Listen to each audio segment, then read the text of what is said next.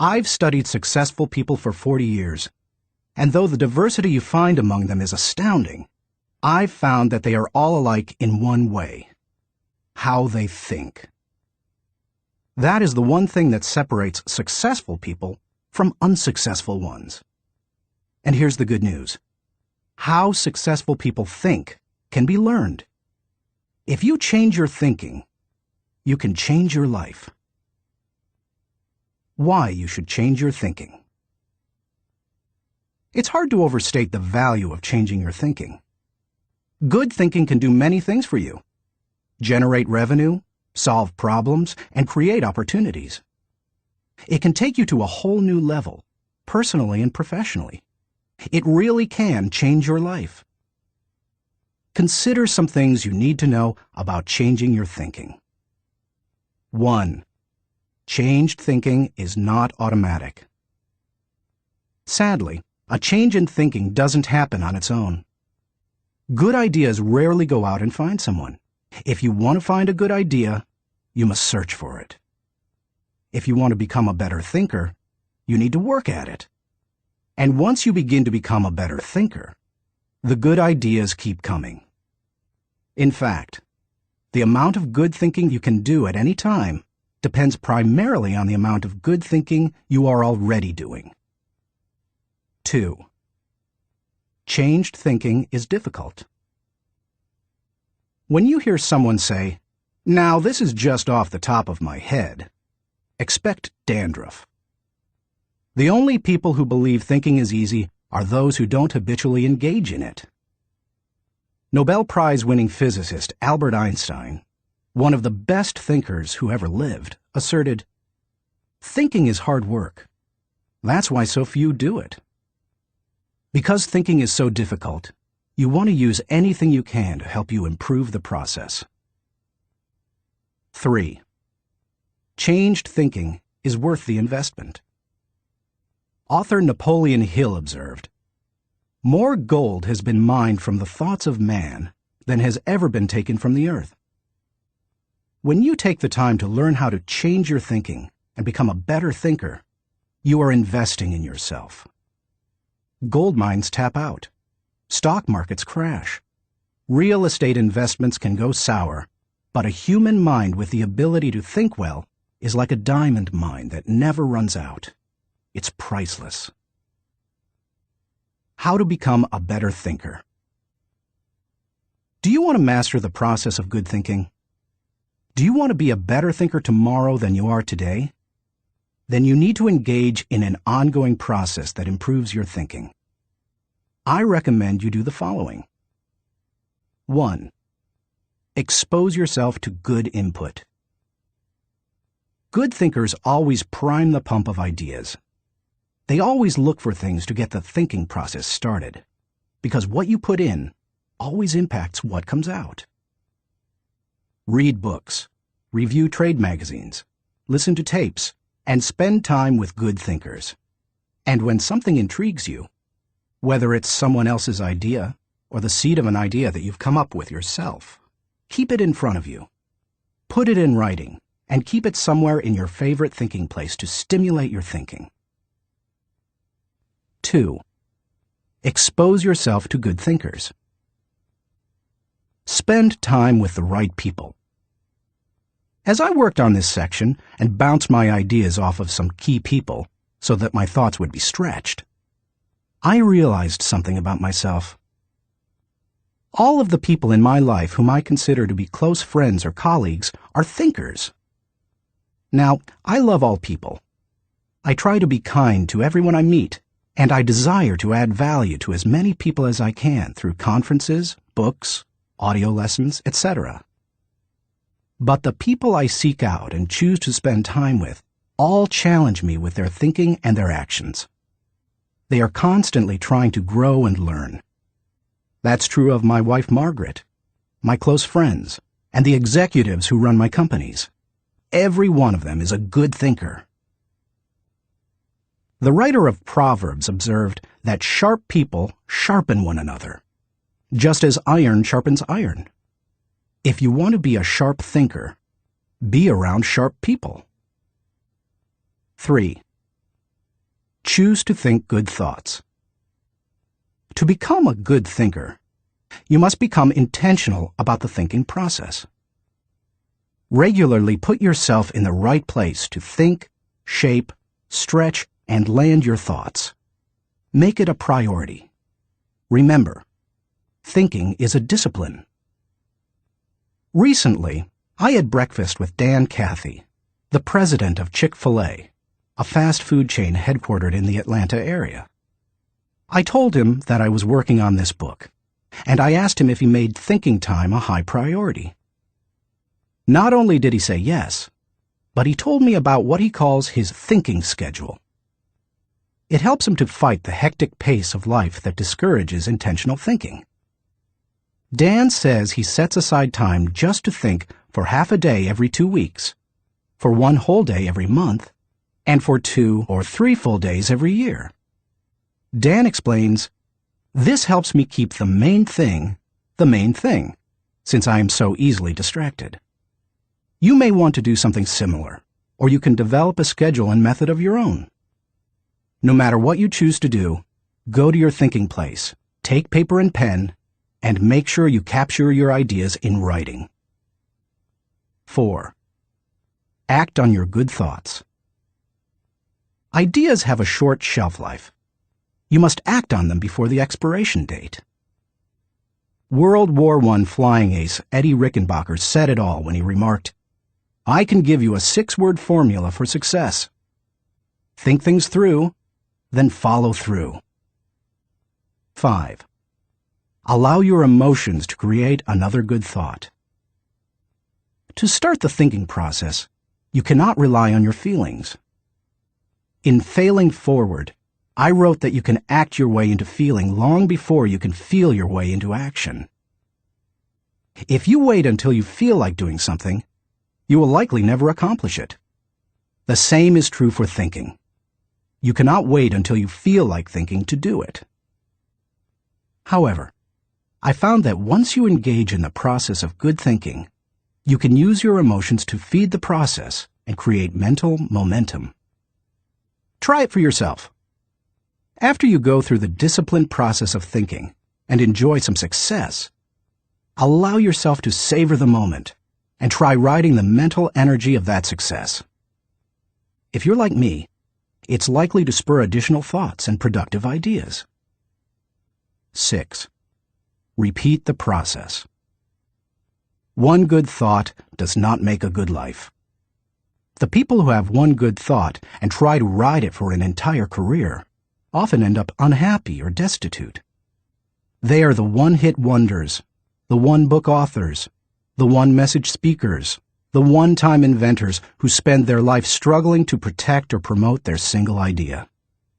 Success comes to those who have an entire mountain of gold that they continually mine, not those who find one nugget and try to live on it for 50 years.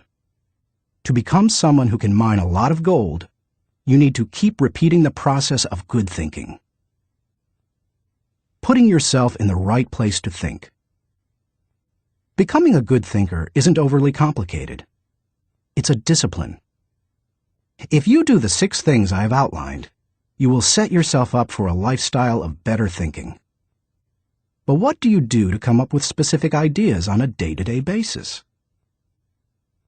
I want to teach you the process that I've used to discover and develop good thoughts. It's certainly not the only one that works, but it has worked well for me. 1. Find a place to think your thoughts. If you go to your designated place to think, expecting to generate good thoughts, then eventually you will come up with some. Where is the best place to think? Everybody's different. Some people think best in the shower. Others, like my friend Dick Biggs, like to go to a park. For me, the best places to think are in my car, on planes, and in the spa. Ideas come to me in other places as well, such as when I'm in bed. I keep a special lighted writing pad on my nightstand for such times. I believe I often get thoughts because I make it a habit to frequently go to my thinking places. If you want to consistently generate ideas, you need to do the same thing. Find a place where you can think and plan to capture your thoughts on paper so that you don't lose them.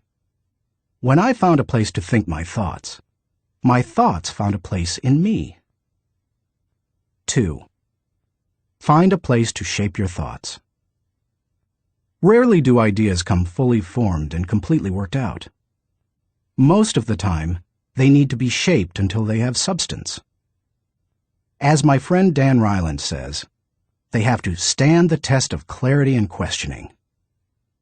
During the shaping time, you want to hold an idea up to strong scrutiny. Many times a thought that seemed outstanding late at night looks pretty silly in the light of day. Ask questions about your ideas. Fine-tune them. One of the best ways to do that is to put your thoughts in writing. Professor, college president, and U.S. Senator S.I. Hayakawa wrote, "Learning to write is learning to think. You don't know anything clearly unless you can state it in writing."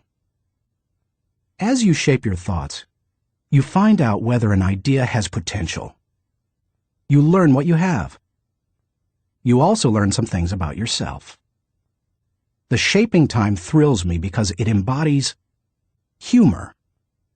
The thoughts that don't work often provide comic relief. Humility. The moments when I connect with God awe me. Excitement. I love to play out an idea mentally. I call it futuring it. Creativity. In these moments, I am unhampered by reality. Fulfillment. God made me for this process. It uses my greatest gifts and gives me joy.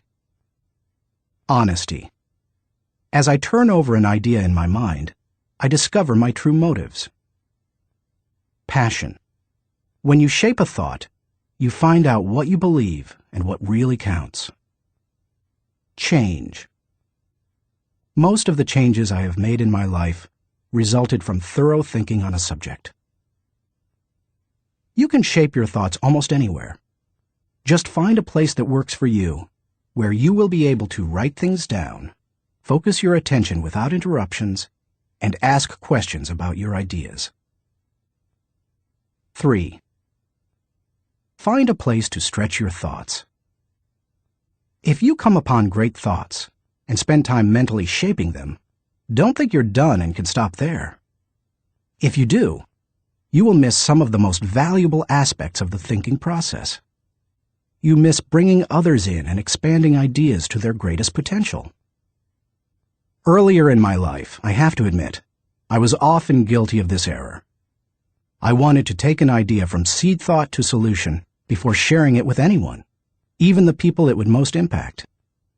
I did this both at work and at home. But over the years, I have learned that you can go much farther with a team than you can go alone.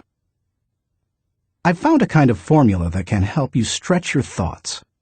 It says, the right thought plus the right people in the right environment at the right time for the right reason equals the right result. This combination is hard to beat. Like every person, every thought has the potential to become something great. When you find a place to stretch your thoughts, you find that potential. 4. Find a place to land your thoughts. Author C.D. Jackson observes that great ideas need landing gear as well as wings. Any idea that remains only an idea doesn't make a great impact. The real power of an idea comes when it goes from abstraction to application. Think about Einstein's theory of relativity. When he published his theories in 1905 and 1916, they were merely profound ideas.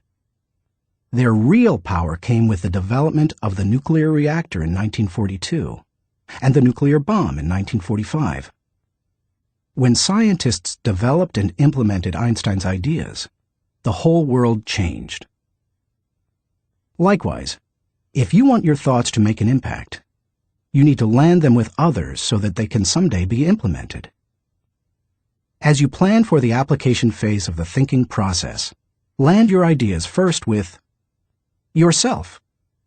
Landing an idea with yourself will give you integrity. People will buy into an idea only after they buy into the leader who communicates it. Before teaching any lesson, I ask myself 3 questions. Do I believe it? Do I live it?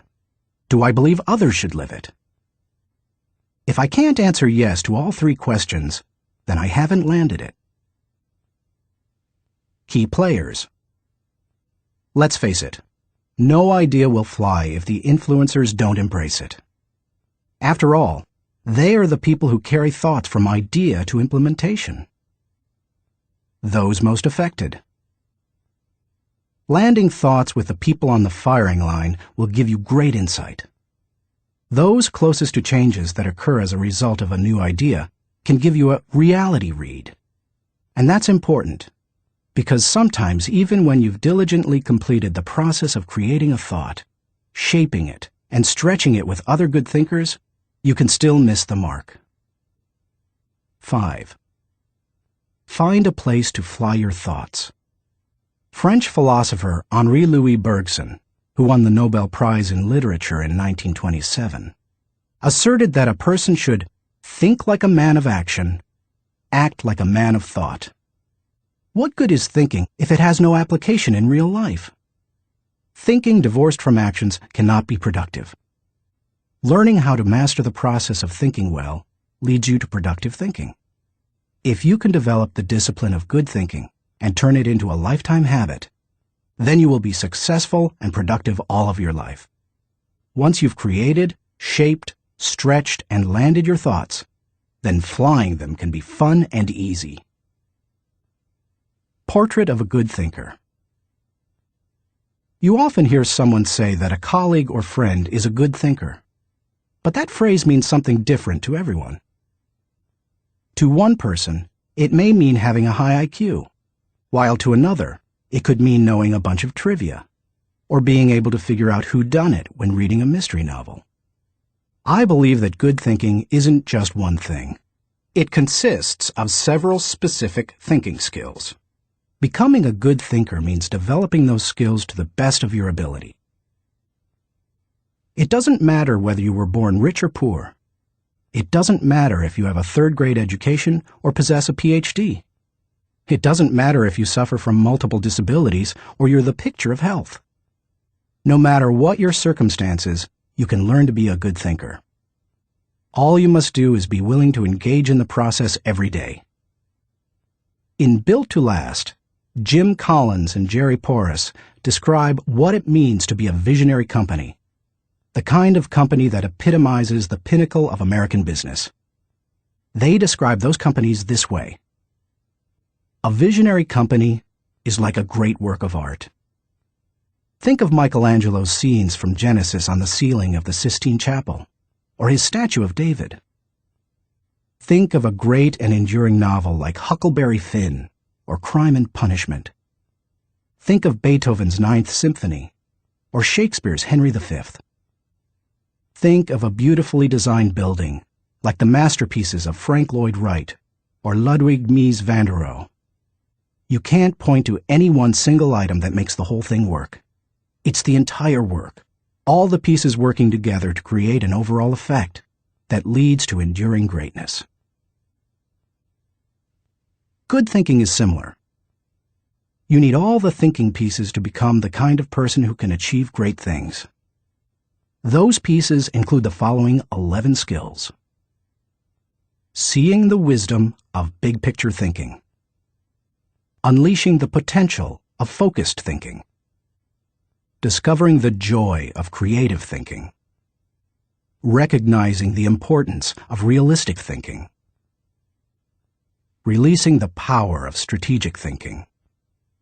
Feeling the energy of possibility thinking. Embracing the lessons of reflective thinking. Questioning the acceptance of popular thinking. Encouraging the participation of shared thinking. Experiencing the satisfaction of unselfish thinking. Enjoying the return of bottom-line thinking. As you read the chapters dedicated to each kind of thinking, you will discover that they do not try to tell you what to think. They attempt to teach you how to think. As you become acquainted with each skill, you will find that some you do well, others you don't. Learn to develop each of those kinds of thinking, and you will become a better thinker. Master all that you can, including the process of shared thinking, which helps you compensate for your weak areas, and your life will change. How successful people think. Chapter 1. Cultivate big picture thinking. Where success is concerned, people are not measured in inches or pounds or college degrees or family background. They are measured by the size of their thinking. David Schwartz. Big picture thinking can benefit any person in any profession. When somebody like Jack Welch tells a GE employee that the ongoing relationship with a customer is more important than the sale of an individual product, he's reminding them of the big picture. When two parents are fed up with potty training, poor grades, or fender benders, and one reminds the other that the current difficult time is only a temporary season, then they benefit from thinking big picture. Real estate developer Donald Trump quipped, "You have to think anyway, so why not think big?" Big picture thinking brings wholeness and maturity to a person's thinking. It brings perspective. It's like making the frame of a picture bigger, in the process expanding not only what you can see, but what you are able to do. Spend time with big picture thinkers, and you will find that they learn continually.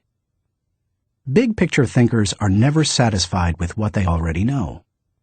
They are always visiting new places, reading new books, meeting new people, learning new skills. And because of that practice, they often are able to connect the unconnected. They are lifelong learners. To help me maintain a learner's attitude, I spend a few moments every morning thinking about my learning opportunities for the day. As I review my calendar and to-do list, knowing whom I will meet that day, what I will read, which meetings I will attend, I note where I am most likely to learn something. Then I mentally cue myself to look attentively for something that will improve me in that situation. If you desire to keep learning, I want to encourage you to examine your day and look for opportunities to learn. Listen intentionally. An excellent way to broaden your experience is to listen to someone who has expertise in an area where you don't. I search for such opportunities. One year I spoke to about 900 coaches and scouts at the Senior Bowl, where graduating football players participate in their last college game. I had the opportunity, along with my son-in-law Steve Miller, to have dinner with NFL head coaches Dave Wanstead and Butch Davis. It's not often that you get such an opportunity, so I asked them questions about teamwork and spent a lot of time listening to them. At the end of the evening, as Steve and I were walking to our car, he said to me, "John, I bet you asked those coaches 100 questions tonight." "If I'm going to learn and grow," I replied, "I must know what questions to ask and know how to apply the answers to my life." Listening has taught me a lot more than talking. When you meet with people, it's good to have an agenda so that you can learn. It's a great way to partner with people who can do things you can't. Big picture thinkers recognize that they don't know lots of things. They frequently ask penetrating questions to enlarge their understanding and thinking. If you want to become a better big picture thinker, then become a good listener. Look expansively. Writer Henry David Thoreau wrote, "Many an object is not seen, though it falls within the range of our visual ray, because it does not come within the range of our intellectual ray." Human beings habitually see their own world first. For example, when people arrive at a leadership conference put on by my company, Enjoy, they want to know where they're going to park, whether they will be able to get a good and comfortable seat, whether the speaker will be on, and if the breaks will be spaced right. When I arrive to speak at the same conference, I want to know that the lighting is good, the sound equipment is operating effectively, whether the speaker's platform will be close enough to the people, etc. Who you are determines what you see and how you think. Big picture thinkers realize there is a world out there besides their own, and they make an effort to get outside of themselves and see other people's worlds through their eyes. It's hard to see the picture while inside the frame. To see how others see, you must first find out how they think. Becoming a good listener certainly helps with that. So does getting over your personal agenda and trying to take the other person's perspective. Live completely. French essayist Michel de Montaigne wrote, "The value of life lies not in the length of days, but in the use we make of them. A man may live long, yet live very little. The truth is that you can spend your life any way you want, but you can spend it only once." Becoming a big picture thinker can help you to live with wholeness, to live a very fulfilling life. People who see the big picture expand their experience because they expand their world. As a result, they accomplish more than narrow-minded people, and they experience fewer unwanted surprises too, because they are more likely to see the many components involved in any given situation: issues, people, relationships, timing, and values. They are also, therefore, usually more tolerant of other people and their thinking. Why you should receive the wisdom of big picture thinking. Intuitively, you probably recognize big picture thinking as beneficial. Few people want to be closed-minded. No one sets out to be that way.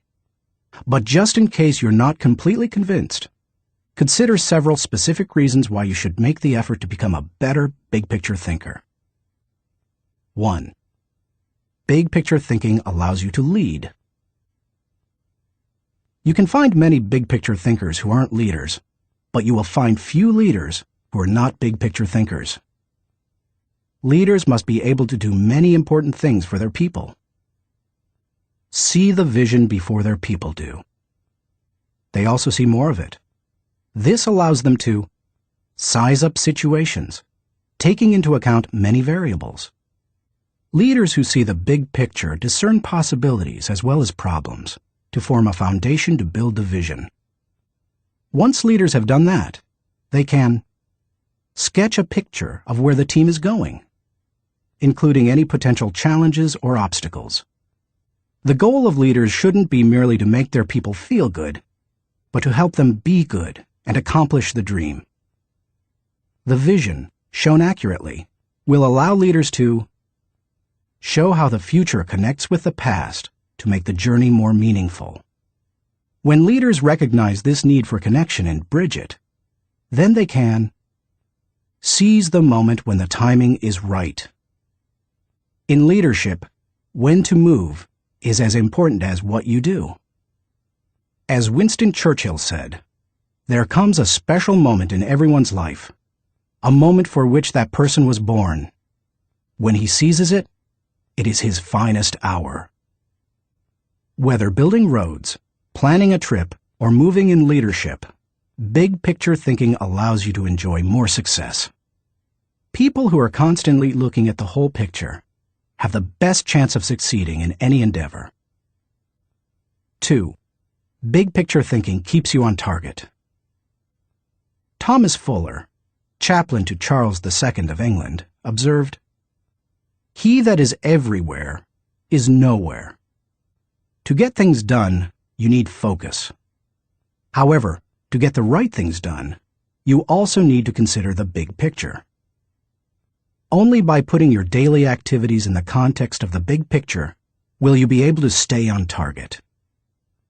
As Alvin Toffler says, "You've got to think about big things while you're doing small things, so that all the small things go in the right direction."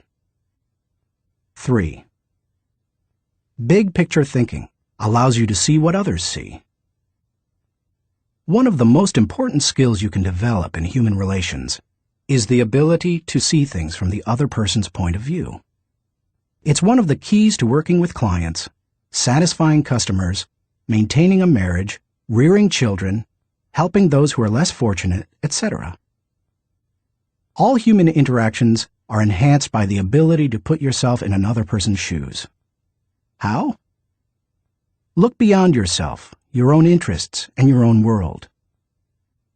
When you work to consider an issue from every possible angle, examine it in the light of another's history, discover the interests and concerns of others, and try to set aside your own agenda, you begin to see what others see.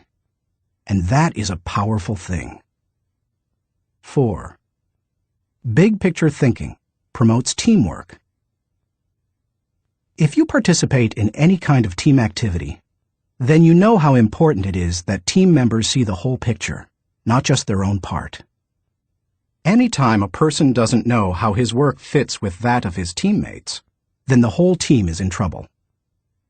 The better the grasp team members have of the big picture, the greater their potential to work together as a team.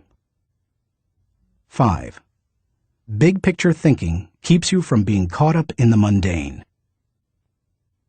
Let's face it, some aspects of everyday life are absolutely necessary but thoroughly uninteresting. Big picture thinkers don't let the grind get to them because they don't lose sight of the all-important overview. They know that the person who forgets the ultimate is a slave to the immediate. 6. Big picture thinking helps you to chart uncharted territory.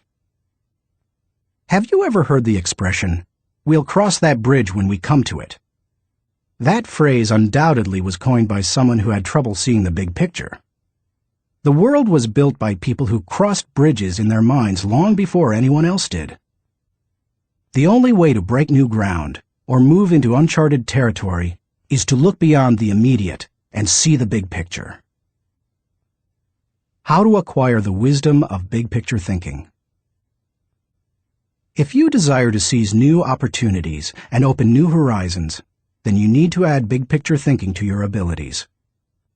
To become a good thinker, better able to see the big picture, keep in mind the following suggestions. 1. Don't strive for certainty. Big picture thinkers are comfortable with ambiguity.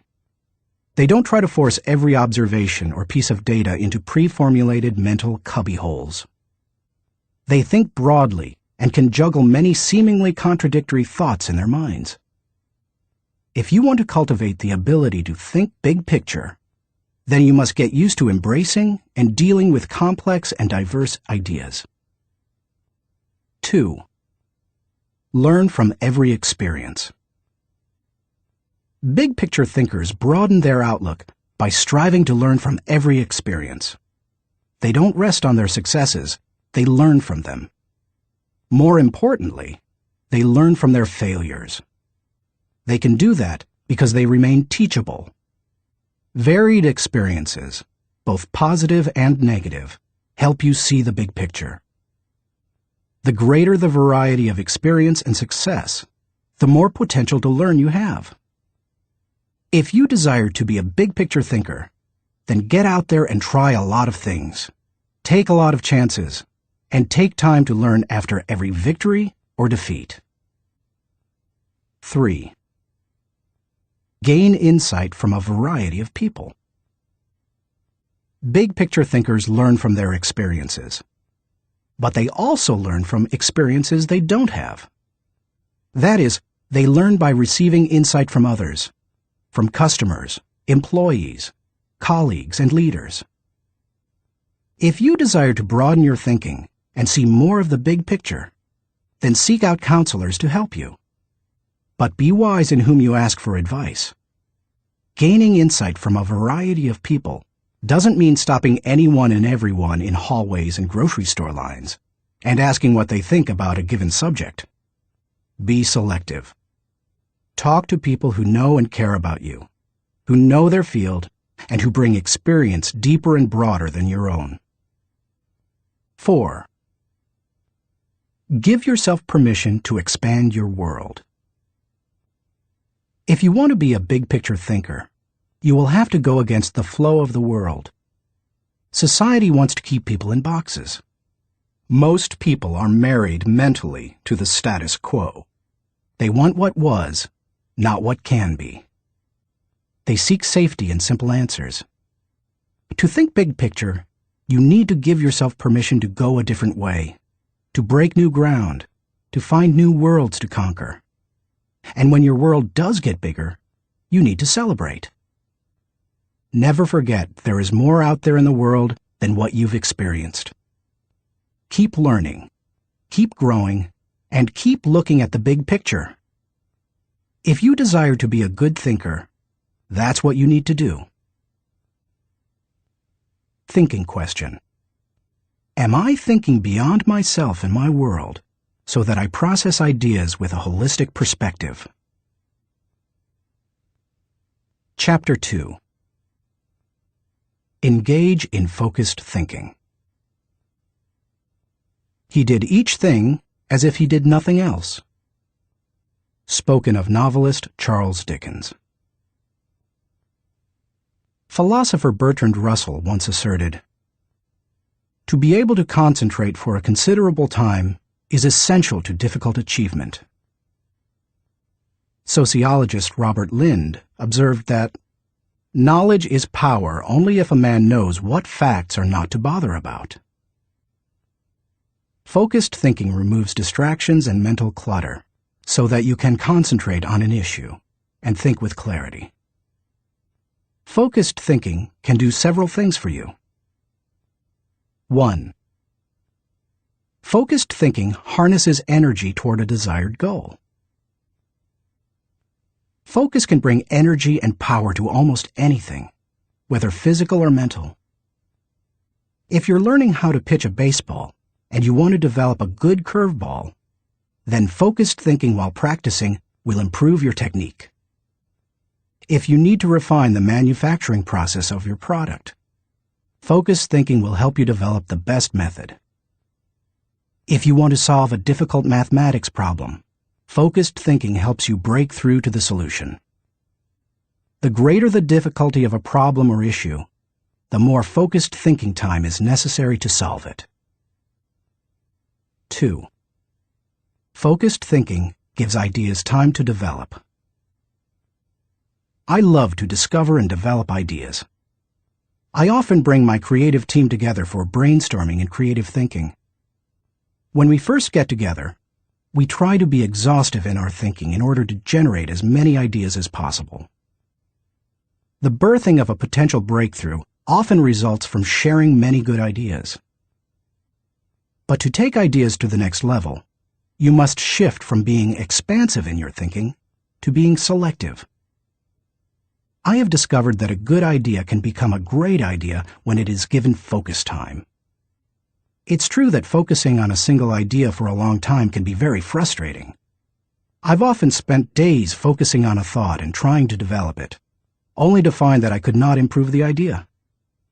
But sometimes, my perseverance in focused thinking pays off. That brings me great joy. And when focused thinking is at its best, not only does the idea grow, but so do I. 3. Focused thinking brings clarity to the target. I consider golf one of my favorite hobbies. It's a wonderfully challenging game. I like it because the objectives are so clear. Professor William Mobley of the University of South Carolina made the following observation about golf. One of the most important things about golf is the presence of clear goals. You see the pins, you know the par. It's neither too easy nor unattainable. You know your average score, and there are competitive goals. Competitive with par, with yourself, and others. These goals give you something to shoot at. In work, as in golf, goals motivate. One time on the golf course, I followed a golfer who neglected to put the pin back in the hole after he putted. Because I could not see my target, I couldn't focus properly. My focus quickly turned to frustration and to poor play. To be a good golfer, a person needs to focus on a clear target. The same is true in thinking. Focus helps you to know the goal and to achieve it. 4. Focused thinking will take you to the next level. No one achieves greatness by becoming a generalist. You don't hone a skill by diluting your attention to its development. The only way to get to the next level is to focus. No matter whether your goal is to increase your level of play, sharpen your business plan, improve your bottom line, develop your subordinates, or solve personal problems, you need to focus. Author Harry A. Overstreet observed, "The immature mind hops from one thing to another. The mature mind seeks to follow through." Where should you focus your thinking? Does every area of your life deserve dedicated, focused thinking time?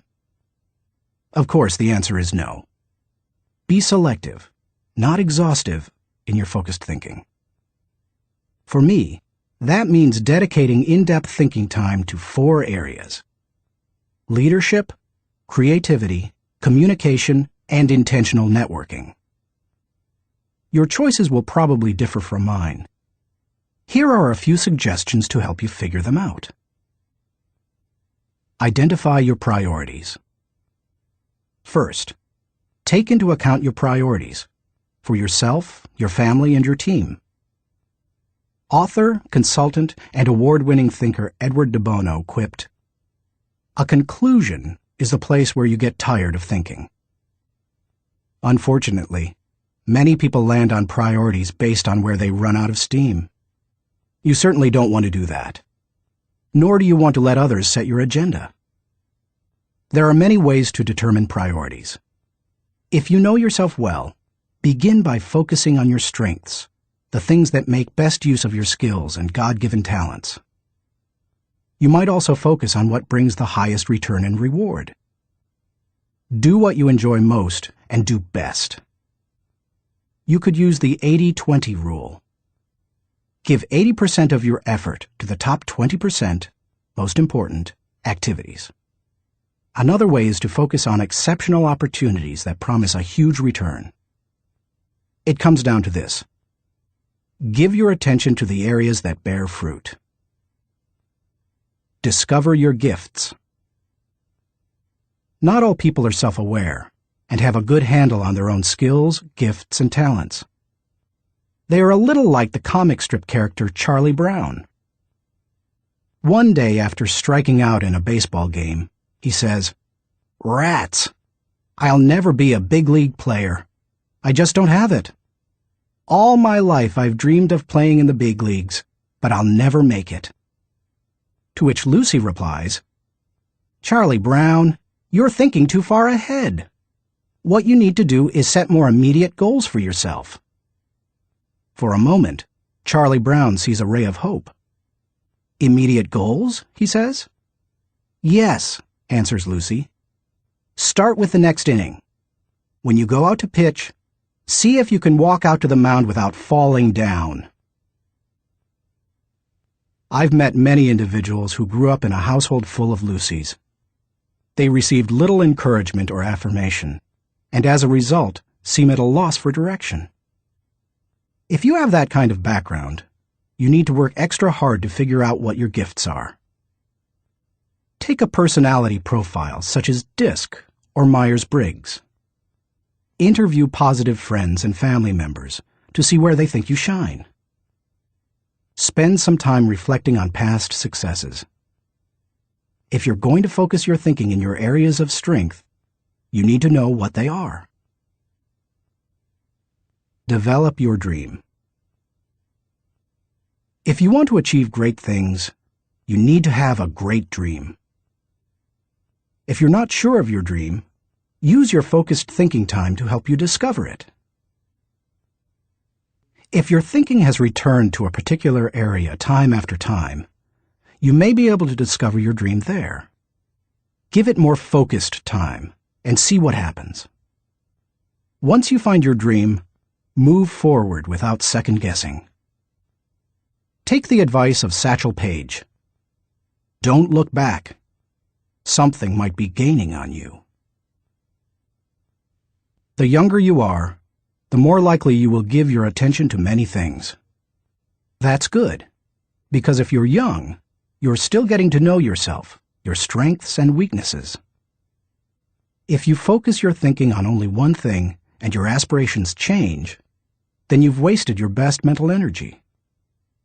As you get older and more experienced, the need to focus becomes more critical.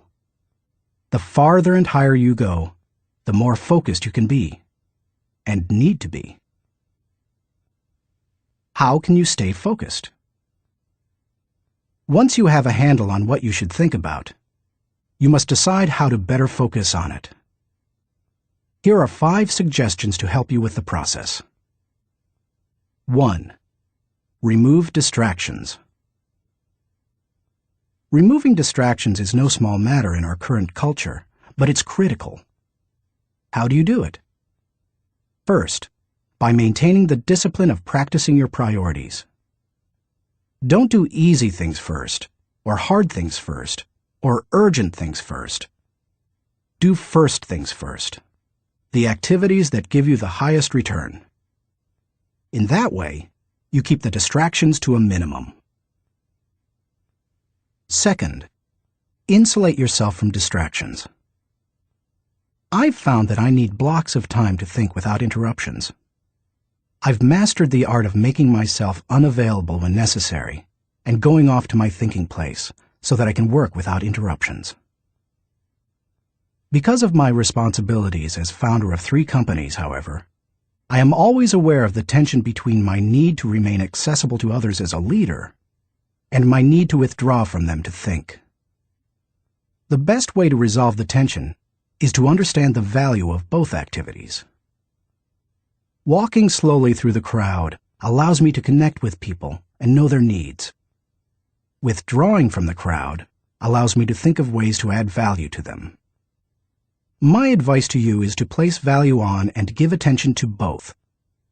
If you naturally withdraw, then make sure to get out among people more often. If you're always on the go and rarely withdraw for thinking time, then remove yourself periodically so that you can unleash the potential of focused thinking. And wherever you are, be there. 2. Make time for focused thinking. Once you have a place to think, you need the time to think. Because of the fast pace of our culture, people tend to multitask, but that's not always a good idea.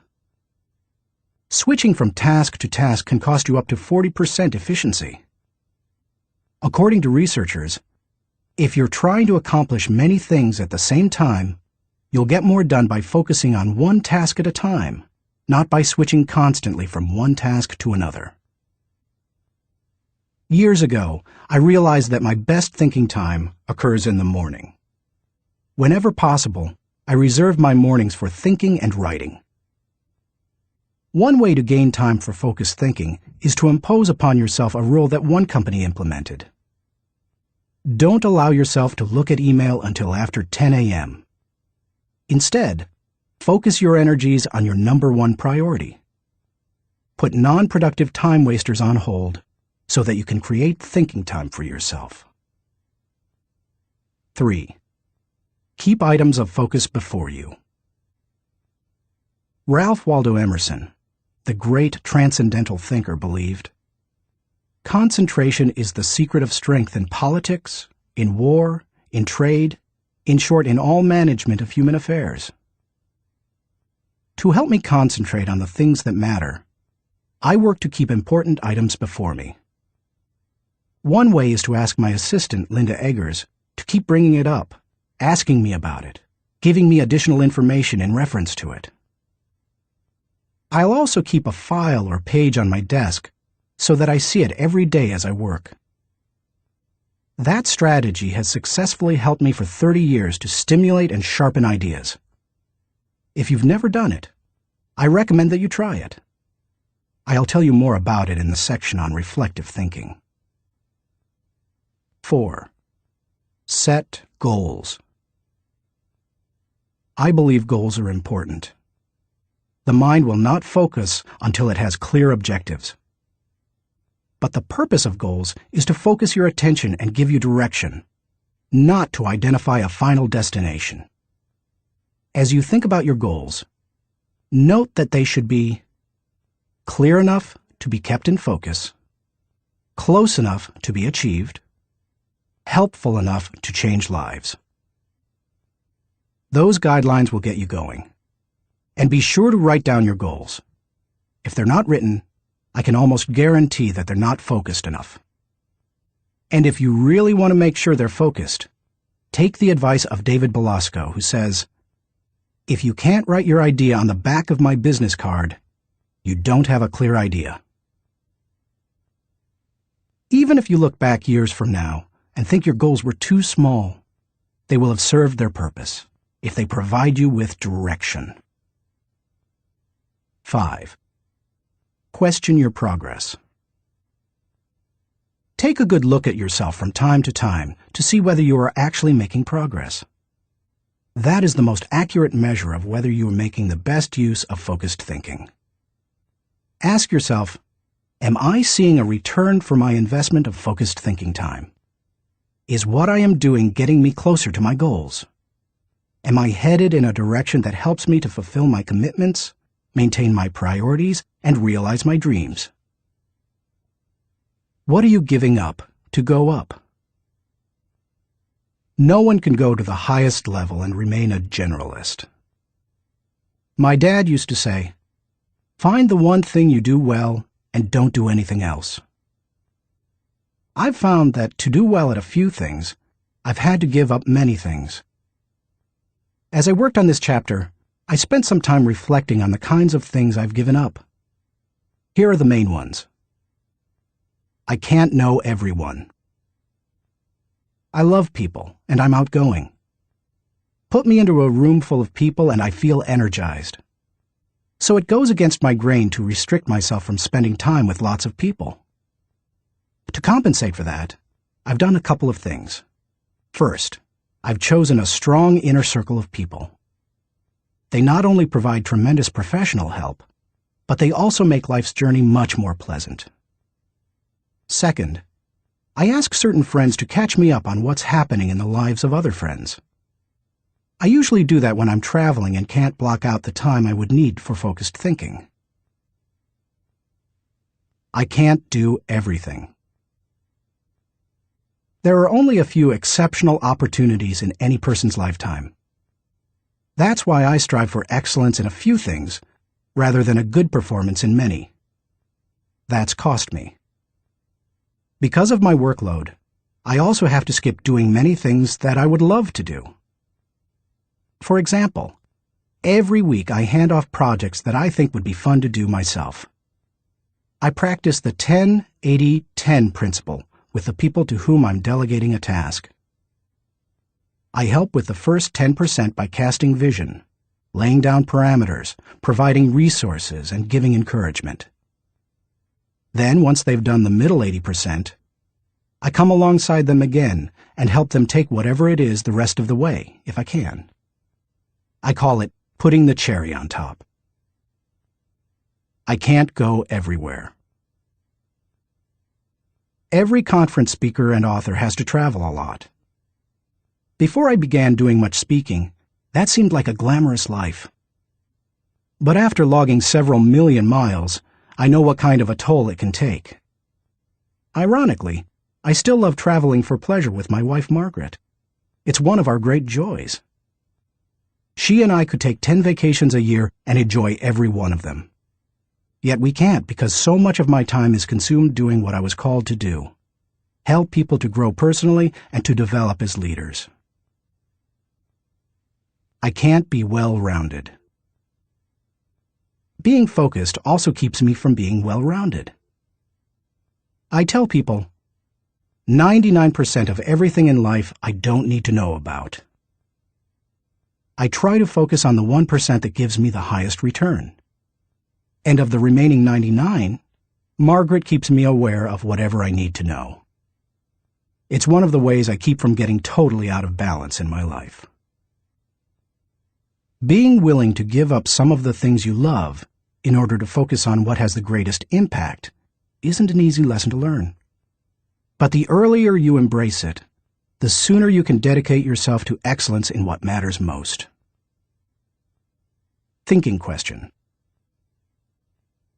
Am I dedicated to removing distractions and mental clutter so that I can concentrate with clarity on the real issue? Chapter 3. Harness Creative Thinking. The joy is in creating, not maintaining. Vince Lombardi, NFL Hall of Fame coach. Creativity is pure gold, no matter what you do for a living. Annette Moser-Wellman, author of The 5 Faces of Genius, asserts, "The most valuable resource you bring to your work and to your firm is your creativity. More than what you get done, more than the role you play, more than your title, more than your output, it's your ideas that matter." Despite the importance of a person's ability to think with creativity, few people seem to possess the skill in abundance. If you're not as creative as you would like to be, you can change your way of thinking. Creative thinking isn't necessarily original thinking. In fact, I think people mythologize original thought. Most often, creative thinking is a composite of other thoughts discovered along the way. Even the great artists, whom we consider highly original, learned from their masters, modeled their work on that of others, and brought together a host of ideas and styles to create their own work. Study art, and you will see threads that run through the work of all artists and artistic movements, connecting them to other artists who went before them. Characteristics of creative thinkers. Perhaps you're not even sure what I mean when I ask whether you are a creative thinker. Consider some characteristics that creative thinkers have in common. Creative thinkers value ideas. Annette Moser-Wellman observes, "Highly creative people are dedicated to ideas. They don't rely on their talent alone. They rely on their discipline. Their imagination is like a second skin. They know how to manipulate it to its fullest." Creativity is about having ideas, lots of them. You will have ideas only if you value ideas. Creative thinkers explore options. I've yet to meet a creative thinker who didn't love options. Exploring a multitude of possibilities helps to stimulate the imagination, and imagination is crucial to creativity. As Albert Einstein put it, imagination is more important than knowledge. People who know me well will tell you that I place a very high value on options. Why? Because they provide the key to finding the best answer, not the only answer. Good thinkers come up with the best answers.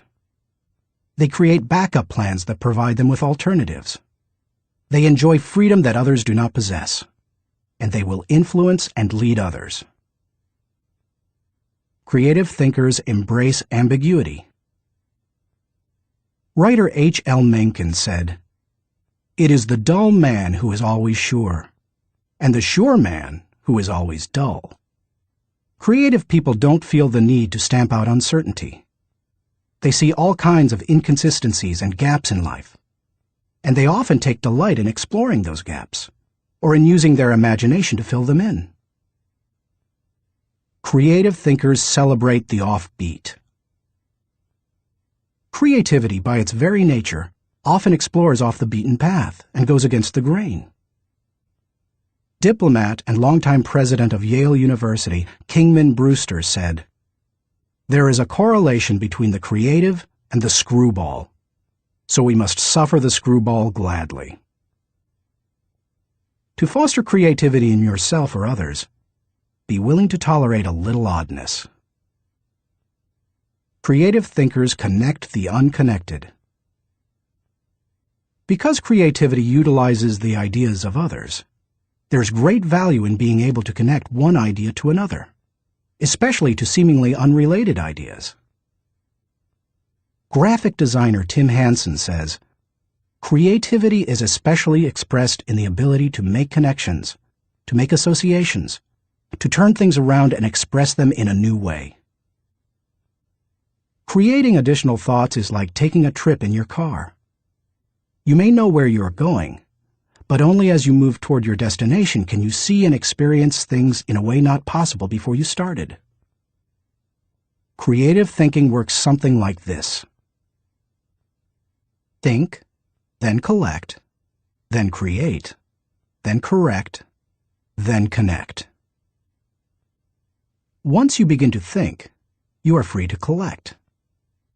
You ask yourself, what material relates to this thought? Once you have the material, you ask, what ideas can make the thought better? That can start to take an idea to the next level. After that, you can correct or refine it by asking, what changes can make these ideas better? Finally, you connect the ideas by positioning them in the right context to make the thought complete and powerful. Creative thinkers don't fear failure. Creativity demands the ability to be unafraid of failure, because creativity equals failure. You may be surprised to hear such a statement, but it's true. Charles Frankel asserts that anxiety is the essential condition of intellectual and artistic creation. Creativity requires a willingness to look stupid. It means getting out on a limb, knowing that the limb often breaks. Creative people know these things and still keep searching for new ideas. They just don't let the ideas that don't work prevent them from coming up with more ideas that do work. Why you should discover the joy of creative thinking.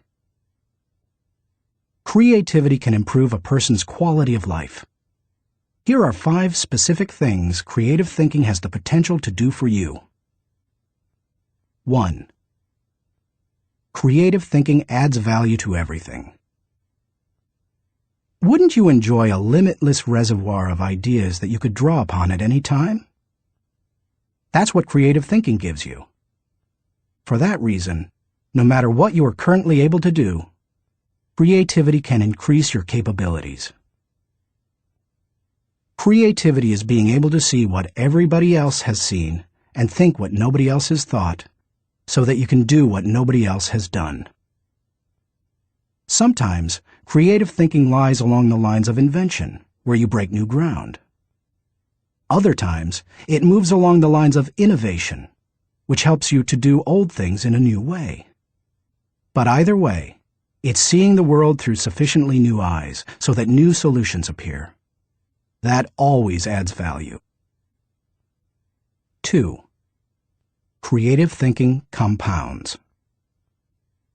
Over the years, I've found that creative thinking is hard work, but creative thinking compounds, given enough time and focus.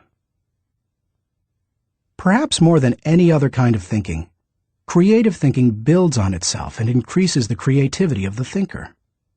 Poet Maya Angelou observed, "You can't use up creativity.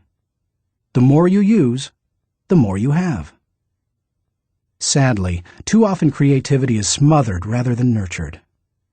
There has to be a climate in which new ways of thinking, perceiving, questioning are encouraged.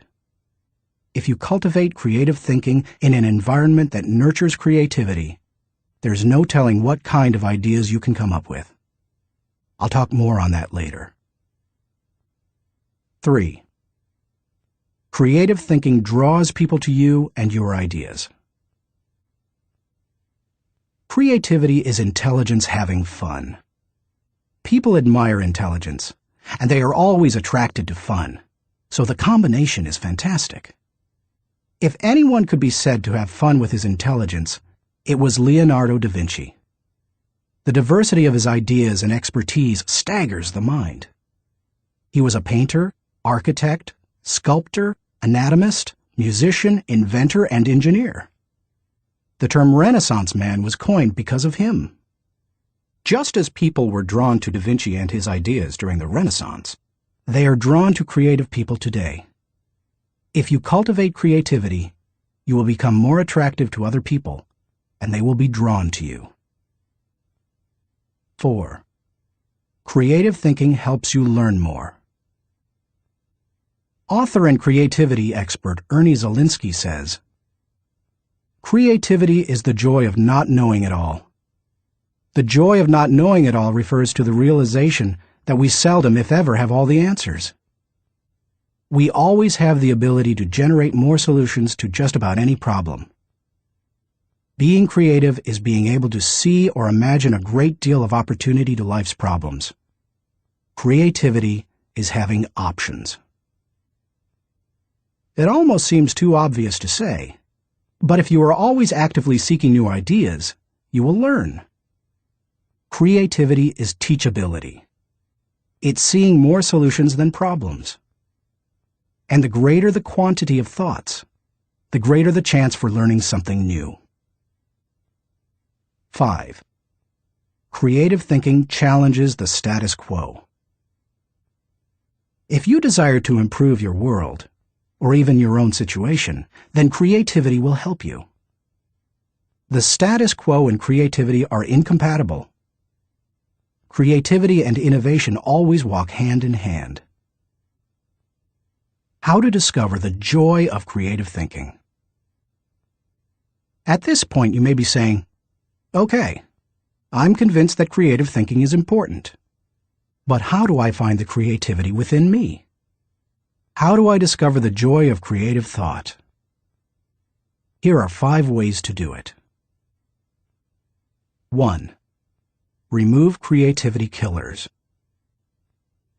Economics professor and humor author Stephen Leacock said, "Personally, I would sooner have written Alice in Wonderland than the whole Encyclopedia Britannica."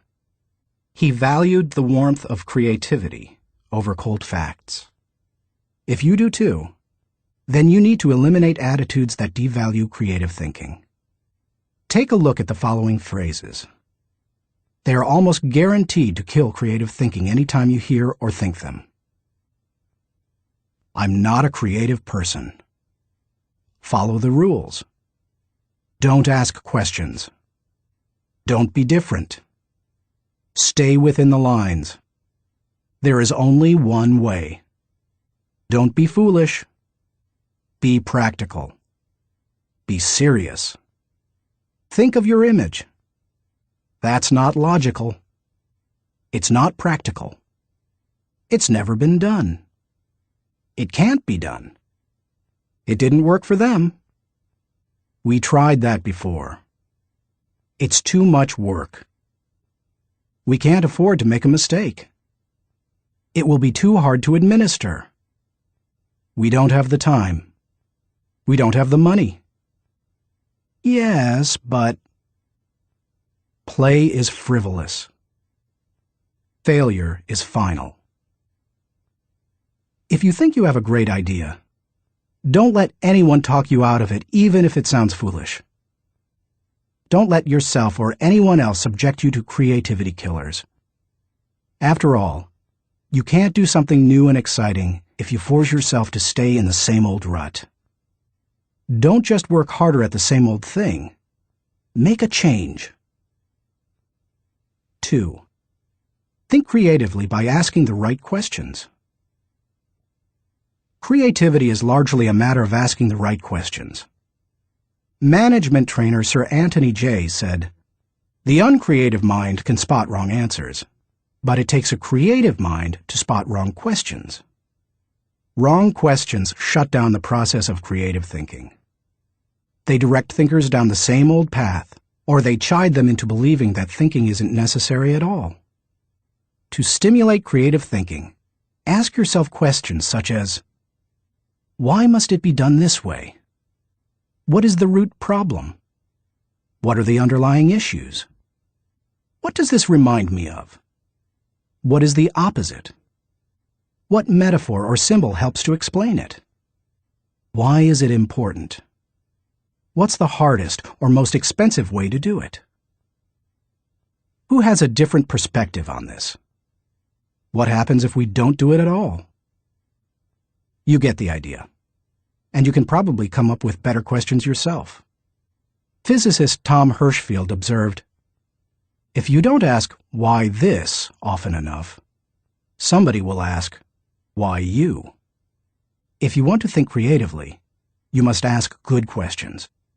You must challenge the process. 3.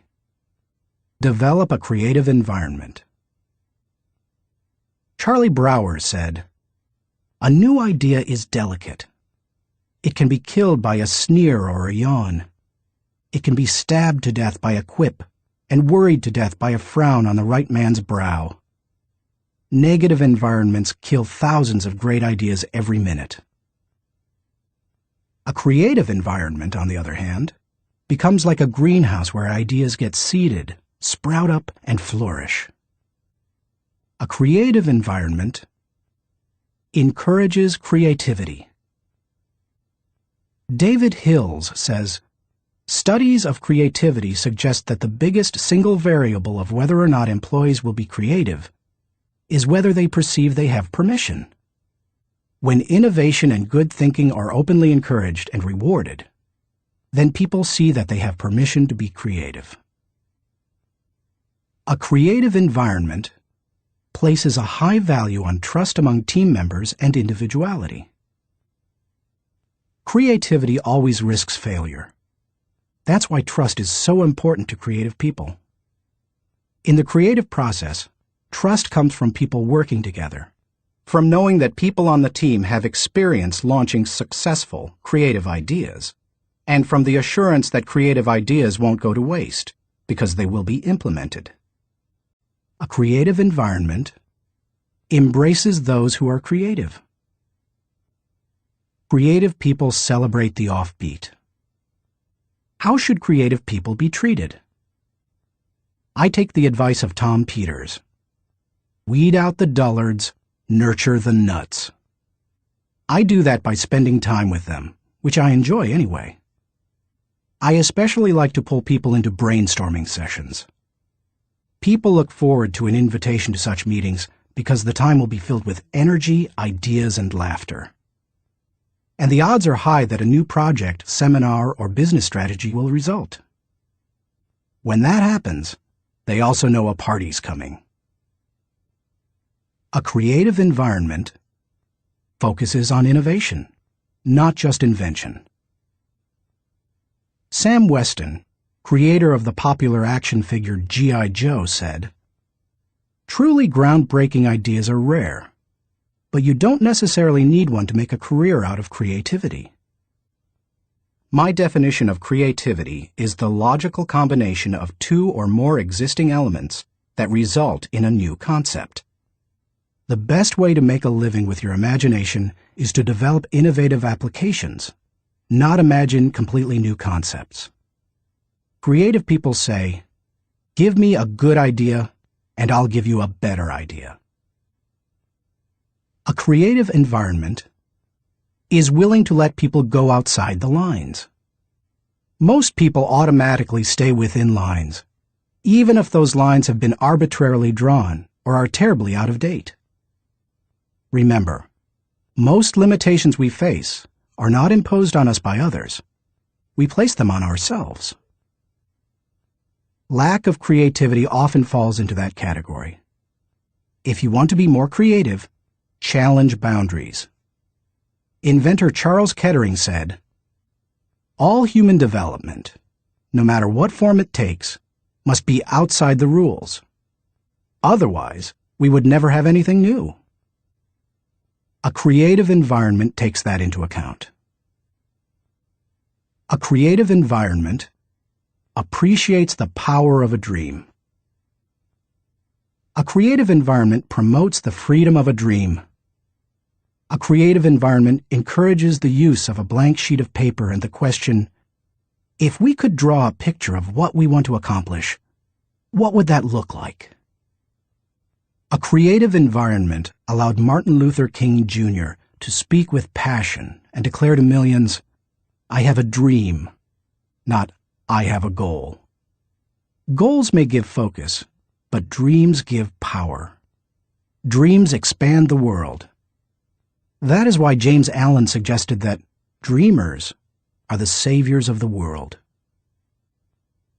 The more creativity-friendly you can make your environment, the more potential it has to become creative. 4. Spend time with other creative people. What if the place you work has an environment hostile to creativity, and you possess little ability to change it? One possibility is to change jobs. But what if you desire to keep working there despite the negative environment? Your best option is to find a way to spend time with other creative people. Creativity is contagious. Have you ever noticed what happens during a good brainstorming session? One person throws out an idea. Another person uses it as a springboard to discover another idea. Someone else takes it in yet another, even better direction. Then somebody grabs hold of it and takes it to a whole new level. The interplay of ideas can be electric. I have a strong group of creative individuals in my life. I make sure to spend regular time with them. When I leave them, I always feel energized. I'm full of ideas, and I see things differently. They truly are indispensable to my life. It's a fact that you begin to think like the people you spend a lot of time with. The more time you can spend with creative people, engaging in creative activities, the more creative you will become. 5. Get out of your box. Actress Katharine Hepburn remarked, "If you obey all the rules, you will miss all the fun." While I don't think it's necessary to break all the rules, many are in place to protect us, I do think it's unwise to allow self-imposed limitations to hinder us. Creative thinkers know that they must repeatedly break out of the box of their own history and personal limitations in order to experience creative breakthroughs. The most effective way to help yourself get out of the box is to expose yourself to new paradigms. One way you can do that is by traveling to new places. Explore other cultures, countries, and traditions. Find out how people very different from you live and think. Another is to read on new subjects. I'm naturally curious and love to learn, but I still have a tendency to read books only on my favorite subjects, such as leadership. I sometimes have to force myself to read books that broaden my thinking, because I know it's worth it. If you want to break out of your own box, get into somebody else's. Read broadly. Many people mistakenly believe that if individuals aren't born with creativity, they will never be creative. But you can see from the many strategies and examples I've given that creativity can be cultivated in the right supportive environment.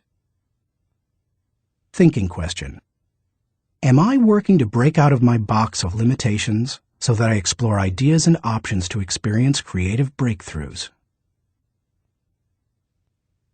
Chapter 4. Employ realistic thinking. The first responsibility of a leader is to define reality. Max Dupree, Chairman of the Board of Herman Miller Incorporated. As anyone knows who's been out of school for a few years, there's usually a huge gap between a college education and the reality of the working world. Honestly, early in my career, I went out of my way to avoid too much realistic thinking because I thought it would interfere with my creative thinking. But as I've grown, I've come to realize that realistic thinking adds to my life. Reality check. Reality is the difference between what we wish and what is. It took some time for me to evolve into a realistic thinker. The process went in phases. First, I did not engage in realistic thinking at all. After a while, I realized that it was necessary, so I began to engage in it occasionally. But I didn't like it, because I thought it was too negative. And any time I could delegate it, I did. Eventually, I found that I had to engage in realistic thinking if I was going to solve problems and learn from my mistakes. And in time, I became willing to think realistically before I got in trouble and make it a continual part of my life. Today, I encourage my key leaders to think realistically. we make realistic thinking the foundation of our business because we derive certainty and security from it. Why you should recognize the importance of realistic thinking. If you're a naturally optimistic person as I am, you may not possess great desire to become a more realistic thinker. But cultivating the ability to be realistic in your thinking will not undermine your faith in people, nor will it lessen your ability to see and seize opportunities. Instead, it will add value to you in other ways. 1. Realistic thinking minimizes downside risk. Actions always have consequences. Realistic thinking helps you to determine what those consequences could be. And that's crucial, because only by recognizing and considering consequences can you plan for them. If you plan for the worst-case scenario, you can minimize the downside risk. 2. Realistic thinking gives you a target and a game plan. I've known business people who were not realistic thinkers. Here's the good news. They were very positive and had a high degree of hope for their business. Here's the bad news. Hope is not a strategy. Realistic thinking leads to excellence in leadership and management because it requires people to face reality. They begin to define their target and develop a game plan to hit it. When people engage in realistic thinking, they also begin to simplify practices and procedures, which results in better efficiency. Truthfully, in business, only a few decisions are important. Realistic thinkers understand the difference between the important decisions and those that are merely necessary in the normal course of business. The decisions that matter relate directly to your purpose. James Allen was right when he wrote, "Until thought is linked with purpose, there is no intelligent accomplishment." 3. Realistic thinking is a catalyst for change. People who rely on hope for their success rarely make change a high priority. If you have only hope, you imply that achievement and success are out of your hands. It's a matter of luck or chance. Why bother changing? Realistic thinking can dispel that kind of wrong attitude.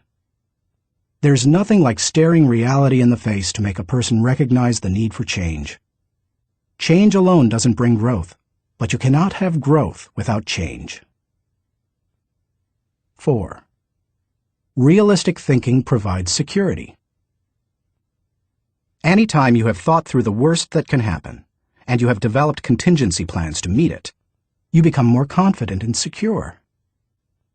It's reassuring to know that you are unlikely to be surprised. Disappointment is the difference between expectations and reality. Realistic thinking minimizes the difference between the two. 5. Realistic thinking gives you credibility. Realistic thinking helps people to buy into the leader and his or her vision.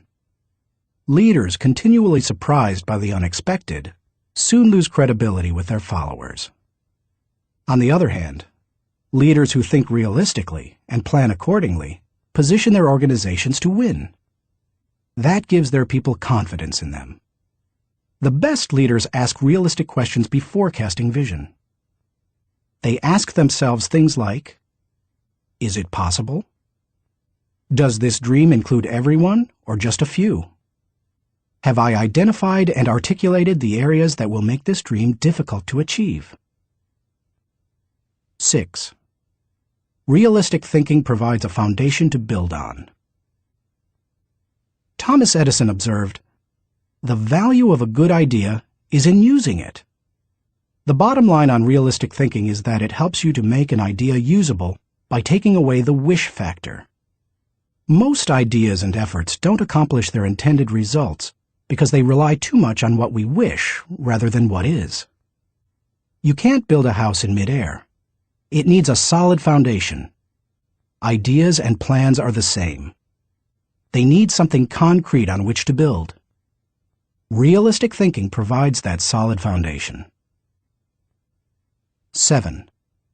Realistic thinking is a friend to those in trouble. If creativity is what you would do if you were unafraid of the possibility of failure, then reality is dealing with failure if it does happen. Realistic thinking gives you something concrete to fall back on during times of trouble, which can be very reassuring. Certainty in the midst of uncertainty brings stability. 8. Realistic thinking brings the dream to fruition.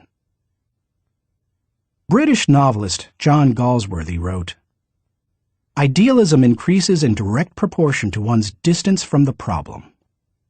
If you don't get close enough to a problem, you can't tackle it. If you don't take a realistic look at your dream and what it will take to accomplish it, you will never achieve it." Realistic thinking helps to pave the way for bringing any dream to fruition. How to recognize the importance of realistic thinking. Because I'm naturally optimistic rather than realistic, I've had to take concrete steps to improve my thinking in this area. Here are 5 things I do to improve my realistic thinking. 1. Develop an appreciation for truth. I could not develop as a realistic thinker until I gained an appreciation for realistic thinking. And that means learning to look at and enjoy truth. President Harry S. Truman said, "I never give 'em hell. I just tell the truth, and they think it is hell." That's the way many people react to truth. People tend to exaggerate their success and minimize their failures or deficiencies. They live according to Ruckert's law, believing there is nothing so small that it can't be blown out of proportion. Unfortunately, many people today could be described by a quote from Winston Churchill. "Men occasionally stumble over the truth, but most pick themselves up and hurry off as if nothing has happened."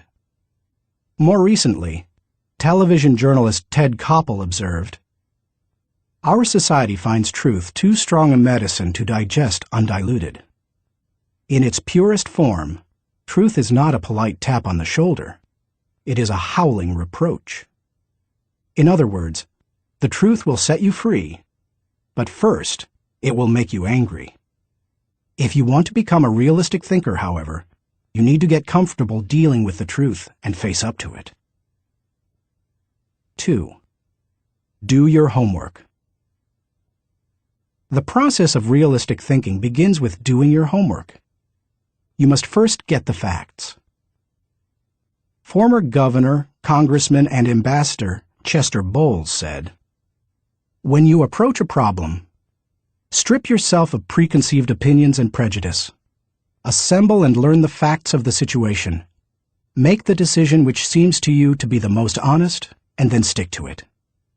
It doesn't matter how sound your thinking is if it's based on faulty data or assumptions. You can't think well in the absence of facts, or in the presence of poor information. You can also find out what others have done in similar circumstances.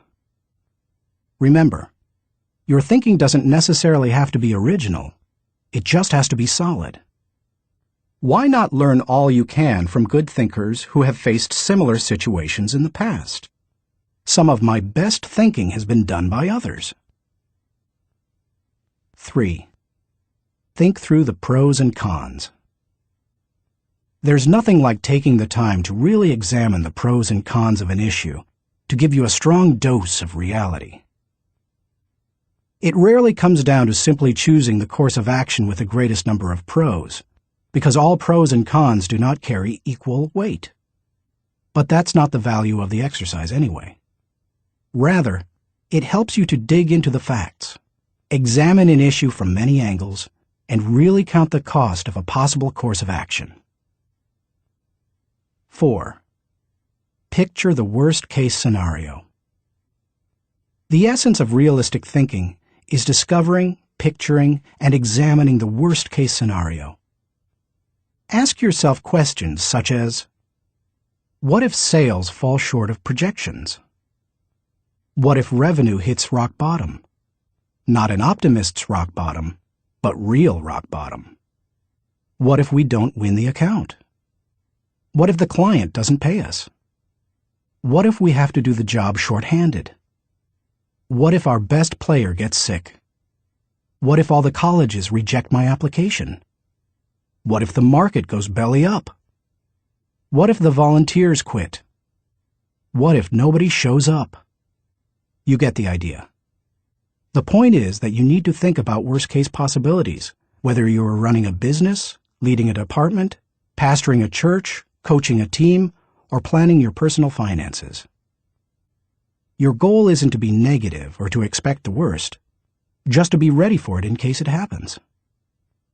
That way, you give yourself the best chance for a positive result, no matter what. If you picture the worst case and examine it honestly, then you really have experienced a reality check. You're ready for anything. As you do that, take the advice of Charles Hole, who advised, "Deliberate with caution, but act with decision, and yield with graciousness, or oppose with firmness." 5. Align your thinking with your resources. One of the keys to maximizing realistic thinking is aligning your resources with your objectives. Looking at pros and cons and examining worst-case scenarios will make you aware of any gaps between what you desire and what really is. Once you know what those gaps are, you can use your resources to fill them. After all, that's what resources are for. Super Bowl, Superdome, Super Security. Our country received lessons in realistic thinking following the tragedy of September 11, 2001. The destruction of the World Trade Center buildings in New York City far surpassed any worst-case scenarios that anyone might have envisioned. In the wake of that event, we now find that we don't have the luxury of avoiding or neglecting realistic thinking. I was reminded of that on Sunday, February 3, 2002, when I attended the Super Bowl in New Orleans, Louisiana. I had been to the big game twice before to root for the home team, first San Diego and later Atlanta, and had seen both teams lose. But I had never been to a game like this. The occasion had been designated a national security special event. That meant that the U.S. Secret Service would be overseeing it. Military personnel would work with local law enforcement, and security would be of the highest caliber. The Secret Service brought in several hundred agents and secured the area. In preparation for the game, access to the Superdome was highly restricted, with intensified screening. Officials blocked off roads, closed the nearby interstate, and designated the area a no-fly zone. We arrived early at the Dome. Officials suggested fans arrive up to 5 hours ahead of game time, and we immediately saw evidence of the precautionary measures. 8-foot fences surrounded the whole area, and concrete barriers prevented unauthorized vehicles from getting close to the building. We could see sharpshooters positioned at various locations, including on the roof of some adjacent buildings. When we reached a gate, police officers and security personnel patted us down and examined everyone's belongings. After that, they directed us to go through metal detectors. Only then did they allow us into the stadium. That's all well and good, you may be saying, but what would have happened had there been a terrorist attack? The Secret Service had that covered too, because they had prepared for the worst-case scenario. Evacuation plans had been put into place, and personnel at the Superdome had been drilled to make sure everyone knew what to do in case of an emergency.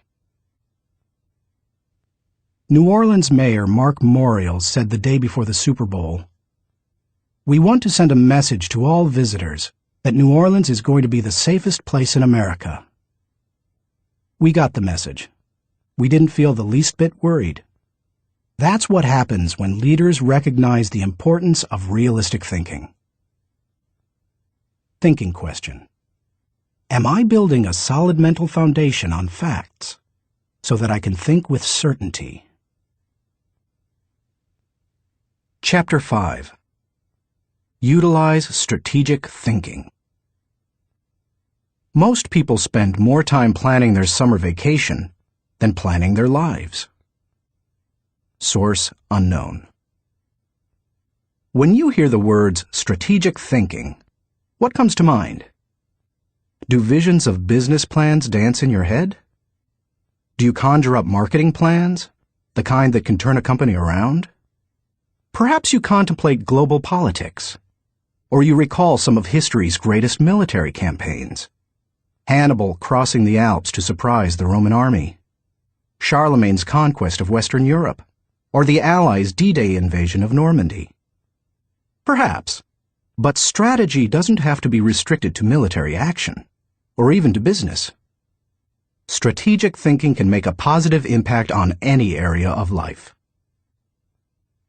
Plan your life, live your plan. I've observed that most people try to plan their lives one day at a time. They wake up, make up their to-do list, and dive into action. Although some people aren't even that strategic. Fewer individuals plan their lives 1 week at a time. They review their calendar for the week, check their appointments, review their goals, and then get to work. They generally outachieve most of their daily planning colleagues. I try to take planning one step further. At the beginning of every month, I spend half a day working on my calendar for the next 40 days. 40 days works for me rather than just 30. That way, I get a jump on the next month and don't get surprised. I begin by reviewing my travel schedule and planning activities with my family. Then I review what projects, lessons, and other objectives I want to accomplish during those 5 to 6 weeks. Then I start blocking out days and times for thinking, writing, working, meeting with people, etc. I set times to do fun things, such as seeing a show, watching a ball game, or playing golf. I also set aside small blocks of time to compensate for the unexpected. By the time I'm done, I can tell you nearly everything I'll be doing almost hour by hour during the coming weeks. This strategy is one of the reasons I have been able to accomplish much. Why you should release the power of strategic thinking. Strategic thinking helps me to plan, to become more efficient, to maximize my strengths, and to find the most direct path toward achieving any objective. The benefits of strategic thinking are numerous. Here are a few of the reasons you should adopt it as one of your thinking tools. 1. Strategic thinking simplifies the difficult. Strategic thinking is really nothing more than planning on steroids. Spanish novelist Miguel de Cervantes said, "The man who is prepared has his battle half fought." Strategic thinking takes complex issues and long-term objectives, which can be very difficult to address, and breaks them down into manageable sizes. Anything becomes simpler when it has a plan. Strategic thinking can also help you simplify the management of everyday life. I do that by using systems, which are nothing more than good strategies repeated. I am well known among pastors and other speakers for my filing system. Writing a lesson or speech can be difficult, but because I use my system to file quotes, stories, and articles, when I need something to flesh out or illustrate a point, I simply go to one of my 1,200 files and find a good piece of material that works. Just about any difficult task can be made simpler with strategic thinking. 2. Strategic thinking prompts you to ask the right questions. Do you want to break down complex or difficult issues? Then ask questions. Strategic thinking forces you through this process. Take a look at the following questions developed by my friend Bob Beal, the author of Master Planning. Direction. What should we do next? Why? Organization. Who is responsible for what? Who is responsible for whom? Do we have the right people in the right places? Cash. What is our projected income, expense, net? Can we afford it? How can we afford it? Tracking. Are we on target? Overall evaluation. Are we achieving the quality we expect and demand of ourselves? Refinement. How can we be more effective and more efficient, move toward the ideal? These may not be the only questions you need to ask to begin formulating a strategic plan, but they are certainly a good start. 3. Strategic thinking prompts customization. General George S. Patton observed, "Successful generals make plans to fit circumstances, but do not try to create circumstances to fit plans." All good strategic thinkers are precise in their thinking. They try to match the strategy to the problem, because strategy isn't a one-size-fits-all proposition. Sloppy or generalized thinking is an enemy of achievement. The intention to customize in strategic thinking forces a person to go beyond vague ideas and engage in specific ways to go after a task or problem. It sharpens the mind. 4. Strategic thinking prepares you today for an uncertain tomorrow. Strategic thinking is the bridge that links where you are to where you want to be. It gives direction and credibility today and increases your potential for success tomorrow. It is, as Mary Webb suggests, like saddling your dreams before you ride them. 5. Strategic thinking reduces the margin of error. Anytime you shoot from the hip or go into a totally reactive mode, you increase your margin for error. It's like a golfer stepping up to a golf ball and hitting it before lining up the shot. Misaligning a shot by just a few degrees can send the ball 100 yards off target. Strategic thinking, however, greatly reduces that margin for error.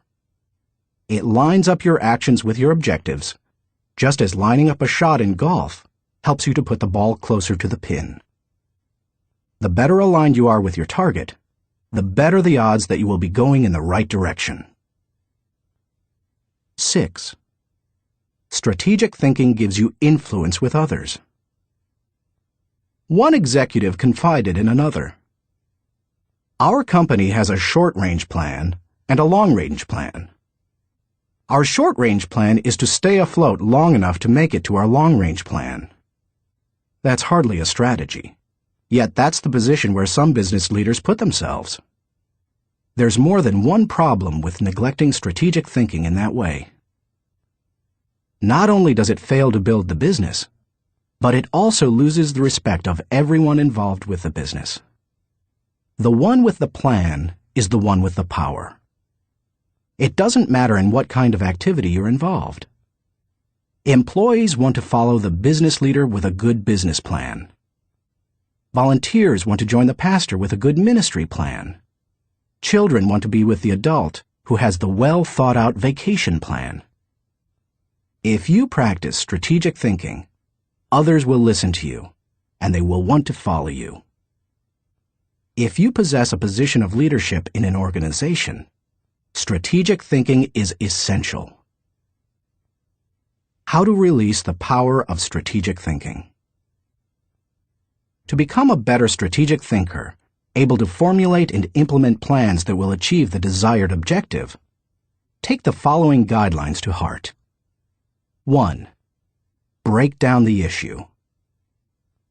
The first step in strategic thinking is to break down an issue into smaller, more manageable parts, so that you can focus on them more effectively. How you do it is not as important as just doing it. You might break an issue down by function. That's what automotive innovator Henry Ford did when he created the assembly line. And that's why he said, "Nothing is particularly hard if you divide it into small jobs."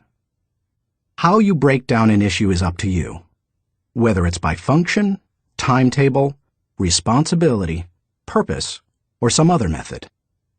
The point is that you need to break it down. Only one person in a million can juggle the whole thing in his head and think strategically to create solid, viable plans. 2. Ask why before how. When most people begin using strategic thinking to solve a problem or plan a way to meet an objective, they often make the mistake of jumping the gun and trying immediately to figure out how to accomplish it. Instead of asking how, they should first ask why. If you jump right into problem-solving mode, how are you going to know all the issues?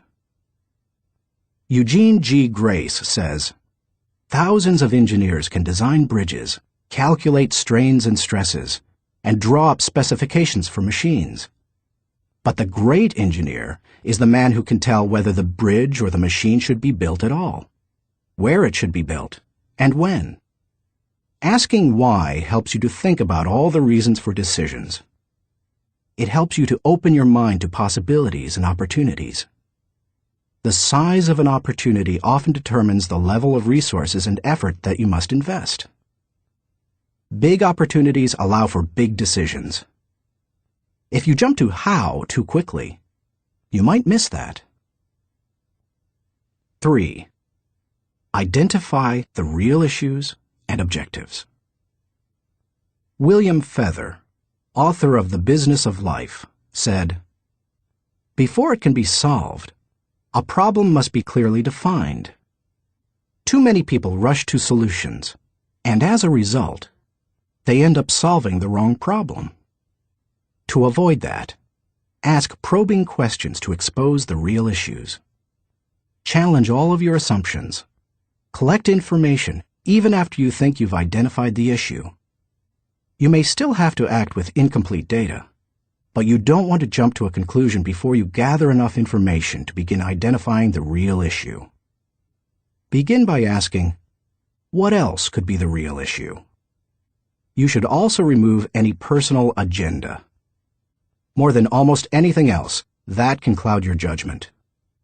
Discovering your real situation and objectives is a major part of the battle. Once the real issues are identified, the solutions are often simple. 4. Review your resources. I already mentioned how important it is to be aware of your resources, but it bears repeating. A strategy that doesn't take into account resources is doomed to failure. Take an inventory. How much time do you have? How much money? What kinds of materials, supplies, or inventory do you have? What are your other assets? What liabilities or obligations will come into play? Which people on the team can make an impact? You know your own organization and profession. Figure out what resources you have at your disposal. 5. Develop your plan. How you approach the planning process depends greatly on your profession and the size of the challenge that you're planning to tackle, so it's difficult to recommend many specifics. However, no matter how you go about planning, take this advice. Start with the obvious. When you tackle an issue or plan that way, it brings unity and consensus to the team, because everyone sees those things. Obvious elements build mental momentum and initiate creativity and intensity. The best way to create a road to the complex is to build on the fundamentals. 6. Put the right people in the right place. It's critical that you include your team as part of your strategic thinking. Before you can implement your plan, you must make sure that you have the right people in place. Even the best strategic thinking won't help if you don't take into account the people part of the equation. Look what happens if you miscalculate. Wrong person. Problems instead of potential. Wrong place. Frustration instead of fulfillment. Wrong plan. Grief instead of growth. Everything comes together, however, when you put together all three elements: the right person, the right place, and the right plan. 7. Keep repeating the process. My friend Olin Hendricks remarked, "Strategic thinking is like showering. You have to keep doing it." If you expect to solve any major problem once, you're in for disappointment. Little things such as filing or shopping systematically can be won easily through systems and personal discipline. But major issues need major strategic thinking time. What Thane Yost said is really true. The will to win is worthless if you do not have the will to prepare. If you want to be an effective strategic thinker, then you need to become a continuous strategic thinker. As I was working on this chapter, I came across an article in my local paper on the celebration of the Jewish Passover and how millions of American Jews read the order of service for their Seder, or Passover meal, from a small booklet produced by Maxwell House Coffee. For more than 70 years, the coffee company has produced the booklet, called a Haggadah, and during those years, it has distributed more than 40 million copies of it. I remember using them all my life, said Regina Witt, who is in her 50s. So does her mother, who is almost 90. It's our tradition. I think it would be very strange not to use them. So how did Maxwell House come to supply the booklets? It was the result of strategic thinking. 80 years ago, marketing man Joseph Jacobs advised that the company could sell coffee during Passover if the product were certified kosher by a rabbi. Since 1923, Maxwell House Coffee has been certified kosher for Passover. And then Jacobs suggested that if they gave away the Haggadah booklets, they could increase sales. They've been creating the booklets and selling coffee during Passover ever since. That's what can happen when you unleash the power of strategic thinking. Thinking question. Am I implementing strategic plans that give me direction for today and increase my potential for tomorrow? Chapter 6. Explore possibility thinking. Nothing is so embarrassing as watching someone do something that you said could not be done. Sam Ewing. People who embrace possibility thinking are capable of accomplishing tasks that seem impossible because they believe in solutions. Here are several reasons why you should become a possibility thinker. 1. Possibility thinking increases your possibilities. When you believe you can do something difficult, and you succeed, many doors open for you. When George Lucas succeeded in making Star Wars, despite those who said the special effects he wanted hadn't ever been done, and couldn't be done, many other possibilities opened up to him. Industrial Light and Magic, the company he created to produce those impossible special effects, became a source of revenue to help underwrite his other projects. He was able to produce merchandising tie-ins to his movies, thus bringing in another revenue stream to fund his movie making. But his confidence in doing the difficult has also made a huge impact on other movie makers and a whole new generation of moviegoers. Popular culture writer Chris Salewicz asserts, at first, directly through his own work, and then via the unparalleled influence of ILM, Industrial Light and Magic, George Lucas has dictated for 2 decades the essential broad notion of what is cinema. If you open yourself up to possibility thinking, you open yourself up to many other possibilities. 2. Possibility thinking draws opportunities and people to you. The case of George Lucas helps you to see how being a possibility thinker can create new opportunities and attract people. People who think big attract big people to them. If you want to achieve big things, you need to become a possibility thinker. 3. Possibility thinking increases others' possibilities. Big thinkers who make things happen also create possibilities for others. That happens in part because it's contagious. You can't help but become more confident and think bigger when you're around possibility thinkers. 4. Possibility thinking allows you to dream big dreams. No matter what your profession, possibility thinking can help you to broaden your horizons and dream bigger dreams. Professor David J. Schwartz believes, big thinkers are specialists in creating positive, forward-looking, optimistic pictures in their own minds and in the minds of others. If you embrace possibility thinking, your dreams will go from molehill to mountain size. And because you believe in possibilities, you put yourself in position to achieve them. 5. Possibility thinking makes it possible to rise above average. During the 1970s, when oil prices went through the roof, automobile makers were ordered to make their cars more fuel efficient. One manufacturer asked a group of senior engineers to drastically reduce the weight of cars they were designing. They worked on the problem and searched for solutions, but they finally concluded that making lighter cars couldn't be done, would be too expensive, and would present too many safety concerns. They couldn't get out of the rut of their average thinking. What was the automaker's solution? They gave the problem to a group of less experienced engineers. The new group found ways to reduce the weight of the company's automobiles by hundreds of pounds. Because they thought that solving the problem was possible, it was. Every time you remove the label of impossible from a task, you raise your potential from average to off the charts. 6. Possibility thinking gives you energy.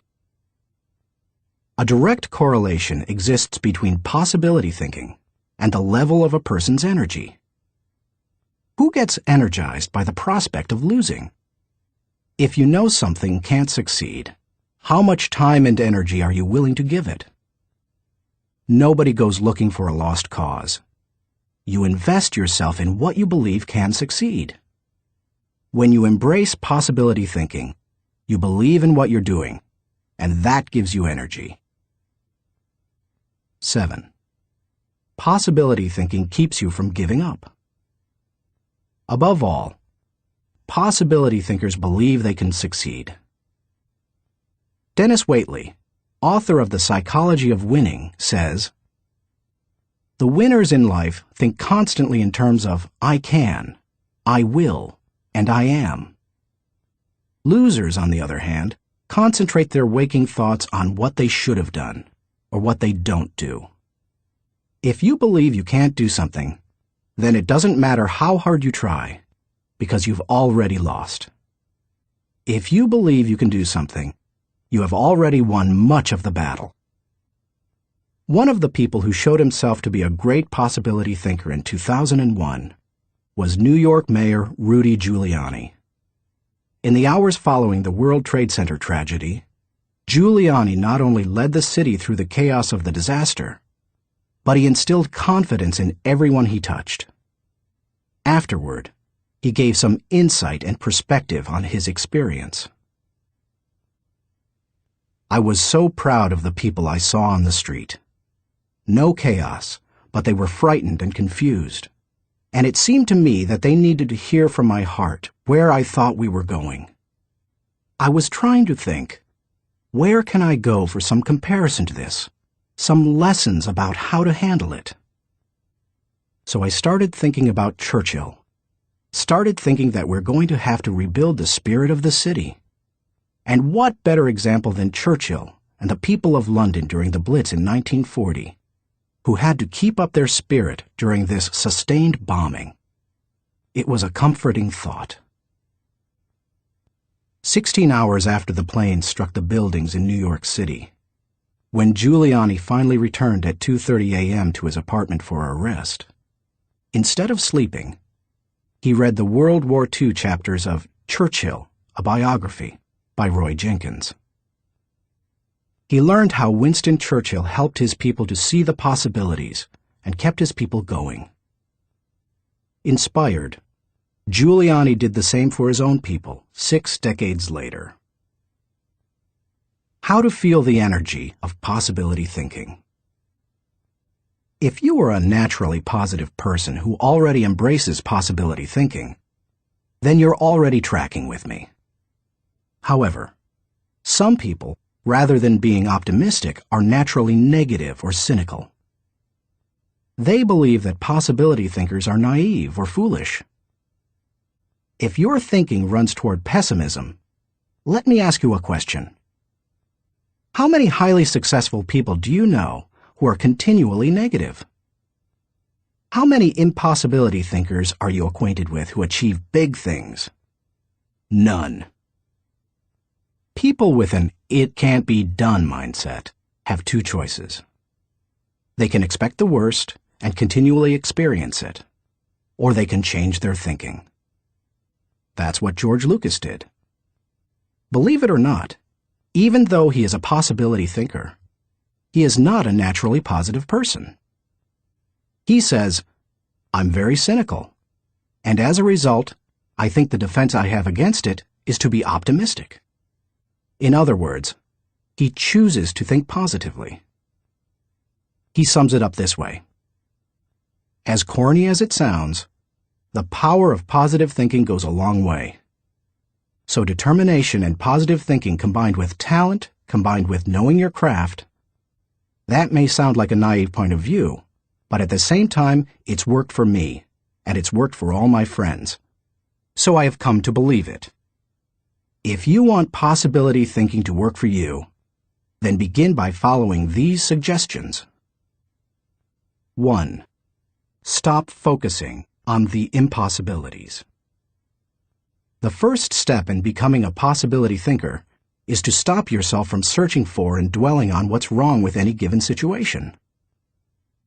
Sports psychologist Bob Rotella recounts, "I tell people, if you don't want to get into positive thinking, that's okay. Just eliminate all the negative thoughts from your mind, and whatever's left will be fine." If possibility thinking is new to you, you're going to have to give yourself a lot of coaching to eliminate some of the negative self-talk you may hear in your head.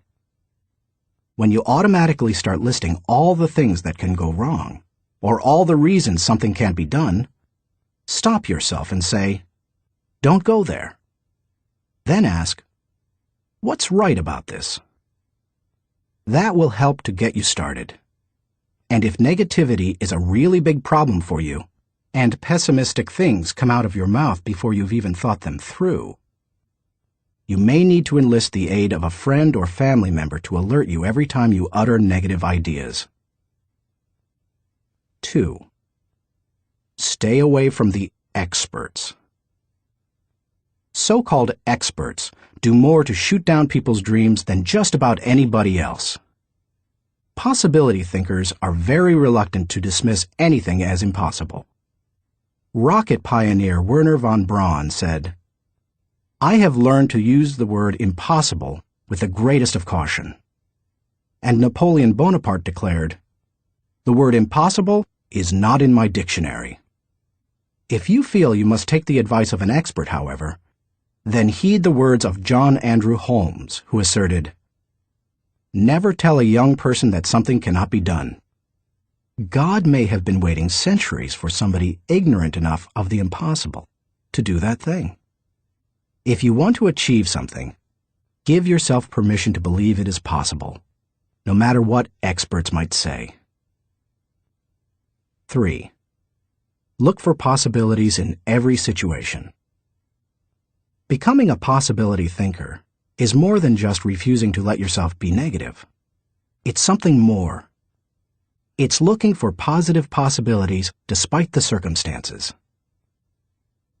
I recently heard Don Soderquist, former president of Walmart, tell a wonderful story that illustrates how a person can find positive possibilities in any situation. Soderquist had gone with Sam Walton to Huntsville, Alabama, to open several new stores. While there, Walton suggested they visit the competition. Here's what Soderquist said happened. "We went into one store, and I have to tell you that it was the worst store I have ever seen in my life. It was terrible. There were no customers, There was no help on the floor. The aisles were cluttered with merchandise, empty shelves, dirty. It was absolutely terrible. He, Walton, walked one way, and I'd walked the other way, and we'd kind of meet out on the sidewalk. He said, "What'd you think, Don?" I said, "Sam, that is the absolutely worst store I've ever seen in my life. I mean, did you see the aisles?" He said, "Don, did you see the pantyhose rack?" I said, "No, I didn't, Sam." "I must have gone on a different aisle than you. I didn't see that." He said, "That was the best pantyhose rack I've ever seen, Don." And he said, "I pulled the fixture out, and on the back was the name of the manufacturer. When we get back, I want you to call that manufacturer and have him come in and visit with our fixture people. I want to put that rack in our stores. It's absolutely the best I've ever seen." And he said next, "Did you see the ethnic cosmetics?" I said, "Sam, that must have been right next to the pantyhose rack, because I absolutely missed that." He said, "Don, do you realize that in our stores we have 4 feet of ethnic cosmetics? These people had 12 feet of it. We are absolutely missing the boat." I wrote down the distributor of some of those products. When we get back, I want you to get a hold of our cosmetic buyer and get these people in. We absolutely need to expand our ethnic cosmetics. Now, Sam Walton didn't hit me on the head and say, "Don, now what lesson did you learn from this?" He had already hit me on the head by looking for the good, looking how to improve, striving for excellence. It's so easy to go and look at what other people do badly. But one of the leadership characteristics of vision that he showed me, and I'll never forget it, is look for the good in what other people are doing and apply it. It doesn't take a genius IQ or 20 years of experience to find the possibility in every situation. All it takes is the right attitude, and anybody can cultivate that. 4. Dream one size bigger. One of the best ways to cultivate a possibility mindset is to prompt yourself to dream one size bigger than you normally do. Let's face it, most people dream too small. They don't think big enough. Henry Curtis advises, "Make your plans as fantastic as you like, because 25 years from now, they will seem mediocre. Make your plans 10 times as great as you first planned, and 25 years from now, you will wonder why you did not make them 50 times as great." If you push yourself to dream more expansively, to imagine your organization one size bigger, to make your goals at least a step beyond what makes you comfortable, you will be forced to grow. And it will set you up to believe in greater possibilities. 5. Question the status quo. Most people want their lives to keep improving, yet they value peace and stability at the same time. People often forget that you can't improve and still stay the same. Growth means change. Change requires challenging the status quo. If you want greater possibilities, you can't settle for what you have now. When you become a possibility thinker, you will face many people who will want you to give up your dreams and embrace the status quo. Achievers refuse to accept the status quo. As you begin to explore greater possibilities for yourself, your organization, or your family, and others challenge you for it, take comfort in knowing that right now as you read this, other possibility thinkers across the country and around the world are thinking about curing cancer, developing new energy sources, feeding hungry people, and improving quality of life. They are challenging the status quo against the odds, and you should too. 6. Find inspiration from great achievers. You can learn a lot about possibility thinking by studying great achievers. I mentioned George Lucas in this chapter.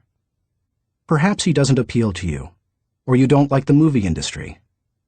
Personally, I'm not a big science fiction fan, but I admire Lucas as a thinker, creative visionary, and business person. Find some achievers you admire and study them.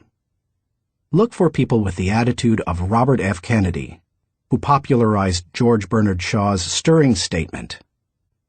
Some men see things as they are and say, "Why?" I dream of things that never were and say, "Why not?" I know possibility thinking isn't in style with many people. So call it what you like. The will to succeed, belief in yourself, confidence in your ability, faith. It's really true. People who believe that they can't, don't. But if you believe you can, you can. That's the power of possibility thinking. Thinking question.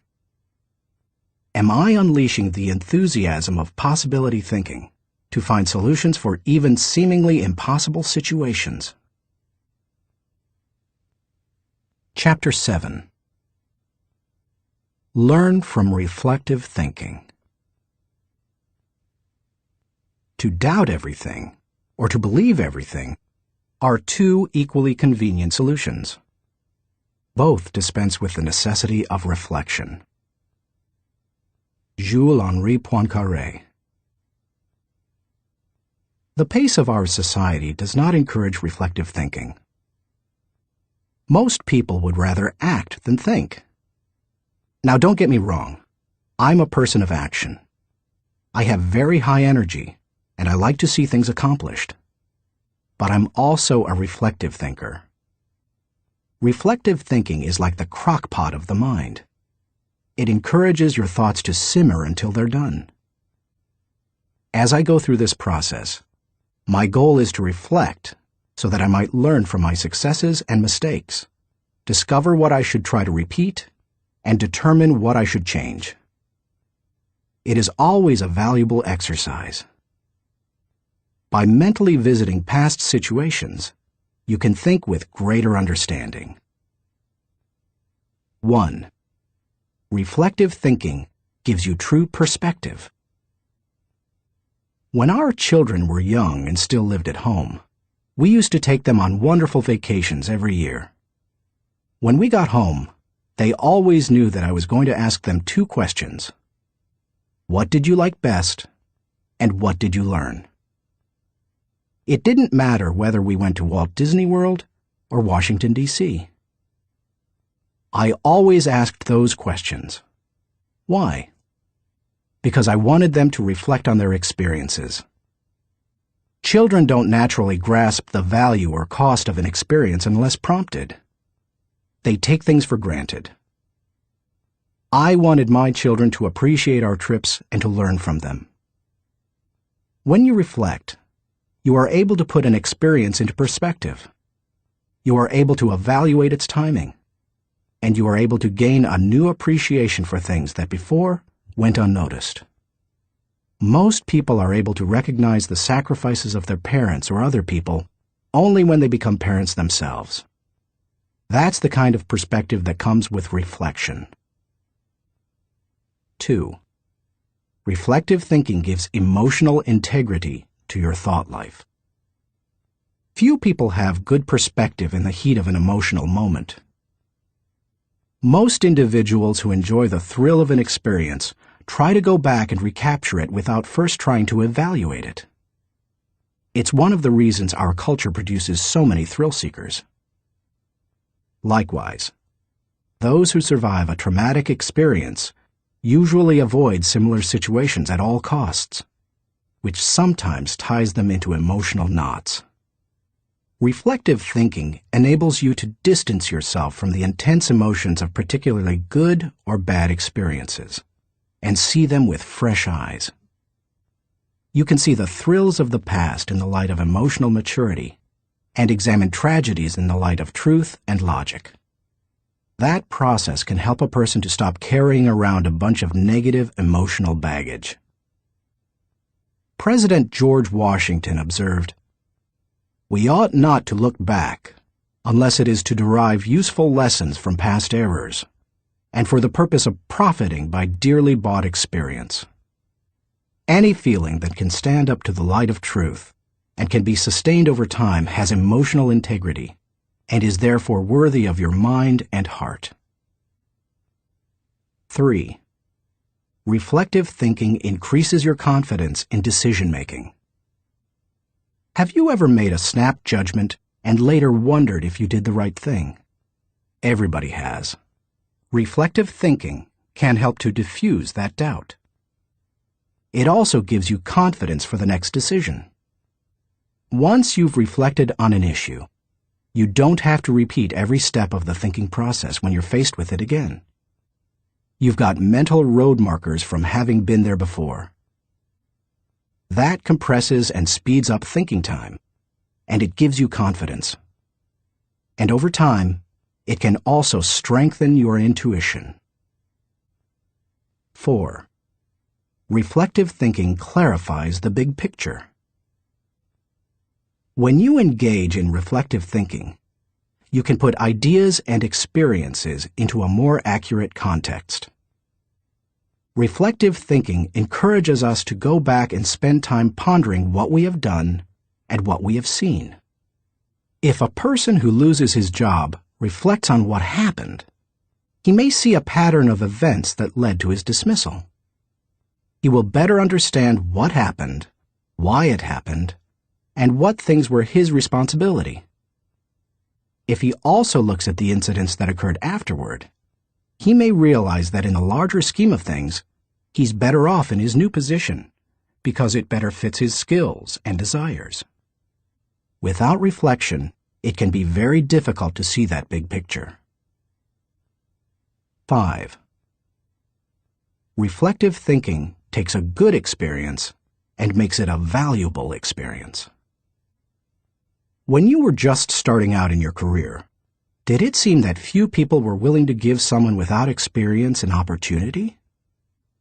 At the same time, could you see people who had been on their jobs 20 years, who yet did their work poorly? If so, that probably frustrated you. Playwright William Shakespeare wrote, "Experience is a jewel, and it had need be so, for it is often purchased at an infinite rate."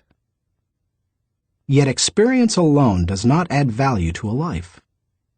It's not necessarily experience that is valuable. It's the insight people gain because of their experience.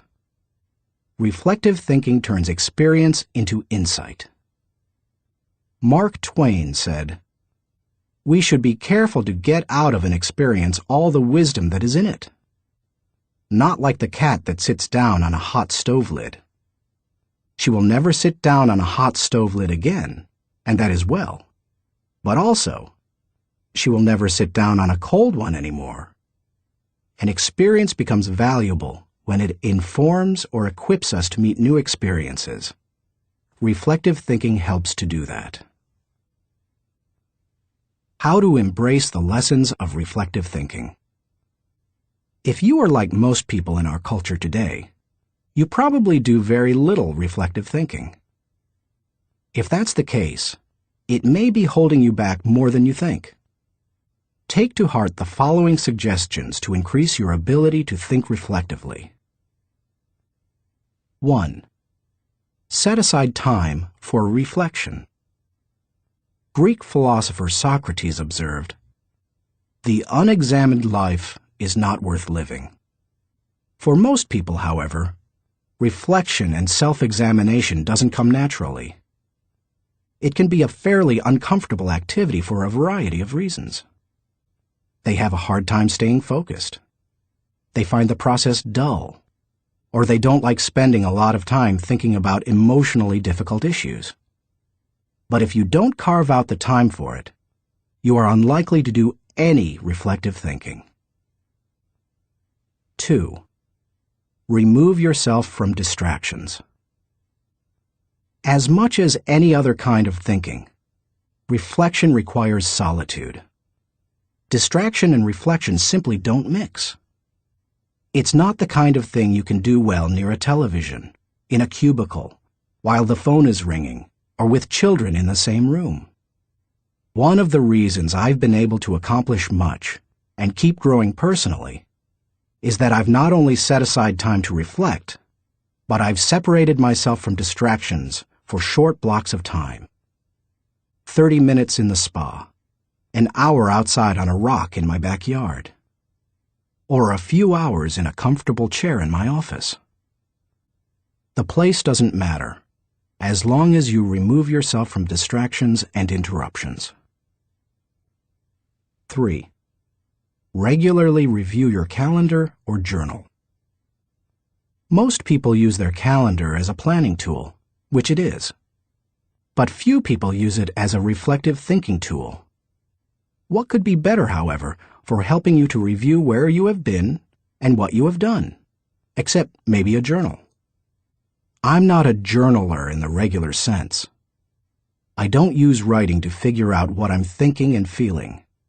Instead, I figure out what I'm thinking and feeling, and then I write down significant thoughts and action points. I file the thoughts so that I can quickly put my hands on them again. I immediately execute the action points or delegate them to someone else. Calendars and journals remind you of how you've spent your time, show you whether your activities match your priorities, and help you see whether you are making progress. They also offer you an opportunity to recall activities that you might not have had the time to reflect on previously. Some of the most valuable thoughts you've ever had may have been lost because you didn't give yourself the reflection time you needed. 4. Ask the right questions. The value you receive from reflecting will depend on the kinds of questions you ask yourself. The better the questions, the more gold you will mine from your thinking. When I reflect, I think in terms of my values, relationships, and experiences. Here are some sample questions. Personal growth. What have I learned today that will help me grow? How can I apply it to my life? When should I apply it? Adding value. To whom did I add value today? How do I know I added value to that person? Can I follow up and compound the positive benefit he or she received? Leadership. Did I lead by example today? Did I lift my people and organization to a higher level? What did I do, and how did I do it? Personal faith. Did I represent God well today? Did I practice the golden rule? Have I walked the second mile with someone?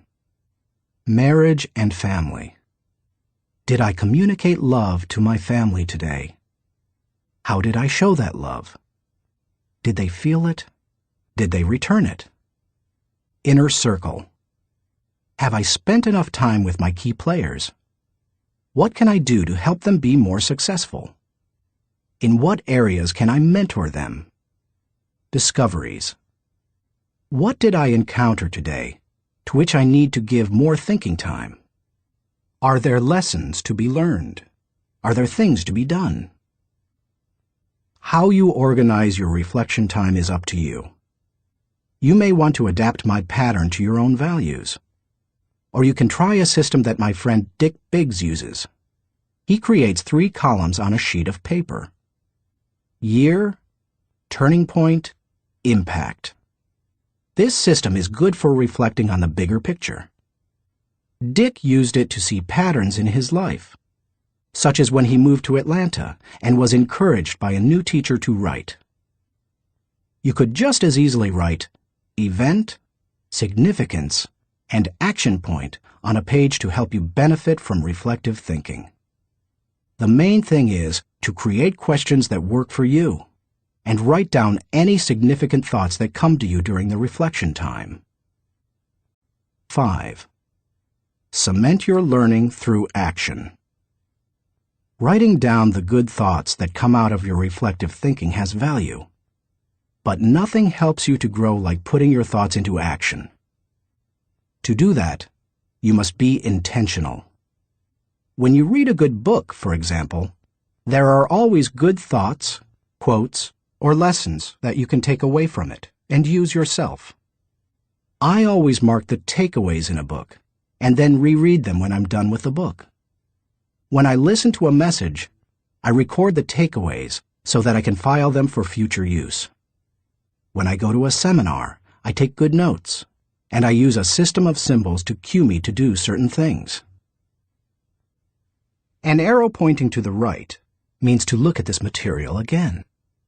An asterisk next to the marked section means to file it according to the subject noted. An open bracket means that I want to use what's marked in a lecture or book. An arrow pointing up means this idea will take off if I work at it. When most people go to a conference or seminar, they enjoy the experience, listen to the speakers, and sometimes even take notes. But nothing happens after they go home. They like many of the concepts they hear, but when they close their notebooks, they don't think about them again. When that happens, they receive little more than a temporary surge of motivation. When you go to a conference, revisit what you heard, reflect on it, and then put it into action, it can change your life. Ultimately, reflective thinking has three main values. It gives me perspective within context. It allows me to continually connect with my journey. And it provides counsel and direction concerning my future. It is an invaluable tool to my personal growth. Few things in life can help me learn and improve the way reflective thinking can. Thinking question. Am I regularly revisiting the past to gain a true perspective and think with understanding? Chapter 8. Question popular thinking. I'm not an answering machine. I'm a questioning machine. If we have all the answers, how come we're in such a mess? Douglas Cardinal. Economist John Maynard Keynes, whose ideas profoundly influenced economic theory and practices in the 20th century, asserted, "The difficulty lies not so much in developing new ideas as in escaping from the old ones." Going against popular thinking can be difficult, whether you're a business person bucking company tradition, a pastor introducing new types of music to his church, a new mother rejecting old wives' tales handed down from her parents, or a teenager ignoring currently popular styles. Many of the ideas in this book go against popular thinking. If you value popularity over good thinking, then you will severely limit your potential to learn the types of thinking encouraged by this book. Popular thinking is too average to understand the value of good thinking, too inflexible to realize the impact of changed thinking, too lazy to master the process of intentional thinking, too small to see the wisdom of big-picture thinking, too satisfied to unleash the potential of focused thinking, too traditional to discover the joy of creative thinking, too naive to recognize the importance of realistic thinking, too undisciplined to release the power of strategic thinking, too limiting to feel the energy of possibility thinking, too trendy to embrace the lessons of reflective thinking, too shallow to question the acceptance of popular thinking, too proud to encourage the participation of shared thinking, too self-absorbed to experience the satisfaction of unselfish thinking, and too uncommitted to enjoy the return of bottom-line thinking. If you want to become a good thinker, then start preparing yourself for the possibility of becoming unpopular. Why you should question the acceptance of popular thinking. I've given you some broad reasons for questioning the acceptance of popular thinking. Now, allow me to be more specific. 1. Popular thinking sometimes means not thinking. My friend Kevin Myers sums up the idea of popular thinking by saying, "The problem with popular thinking is that it doesn't require you to think at all.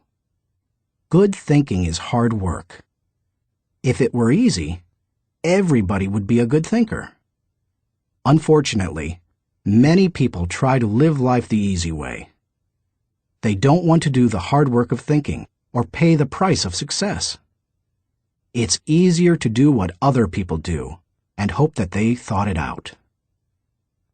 Look at the stock market recommendations of some experts. By the time they publish their picks, most are following a trend, not creating one or even riding its crest. The people who are going to make money on the stocks they recommend have already done so by the time the general public hears about it. When people blindly follow a trend, they're not doing their own thinking. 2. Popular thinking offers false hope. Benno Muller-Hill, a professor in the University of Cologne Genetics Department, tells how one morning in high school he stood last in a line of 40 students in the schoolyard. His physics teacher had set up a telescope so that his students could view a planet and its moons. The first student stepped up to the telescope. He looked through it, but when the teacher asked if he could see anything, the boy said no. His nearsightedness hampered his view. The teacher showed him how to adjust the focus, and the boy finally said he could see the planet and moons. One by one, the students stepped up to the telescope and saw what they were supposed to see. Finally, the second-to-last student looked into the telescope and announced that he could not see anything. "You idiot," shouted the teacher. "You have to adjust the lenses." The student tried, but he finally said, "I still can't see anything. It is all black." The teacher, disgusted, looked through the telescope himself, and then looked up with a strange expression.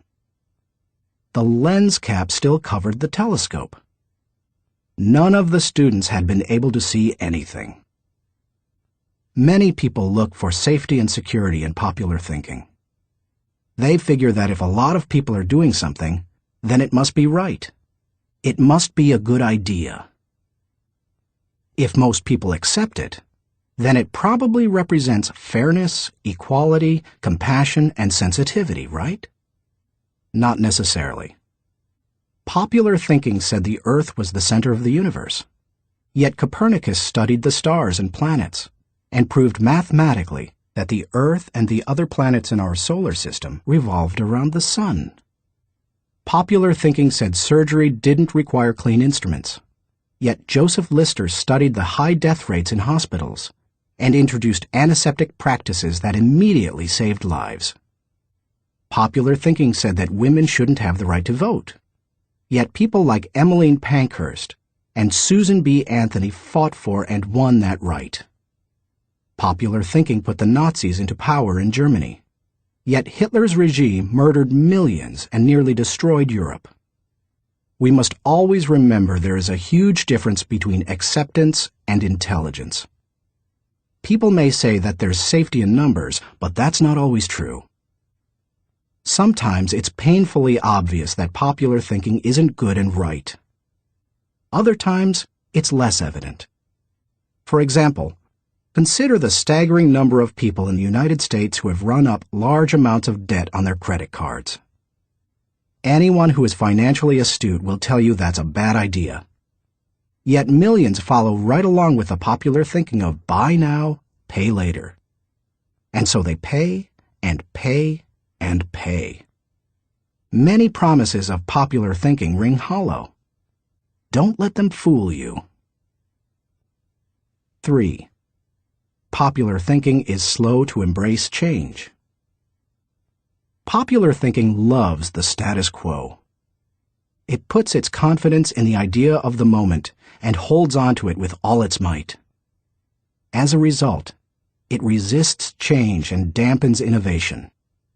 Donald M. Nelson, former president of the Society of Independent Motion Picture Producers, criticized popular thinking when he asserted, "We must discard the idea that past routine, past ways of doing things are probably the best ways. On the contrary, we must assume that there is probably a better way to do almost everything. We must stop assuming that a thing which never has been done before probably cannot be done at all." 4. Popular thinking brings only average results. The bottom line? Popular thinking brings mediocre results. Here is popular thinking in a nutshell. Popular equals normal equals average. It's the least of the best and the best of the least. We limit our success when we adopt popular thinking. It represents putting in the least energy to just get by.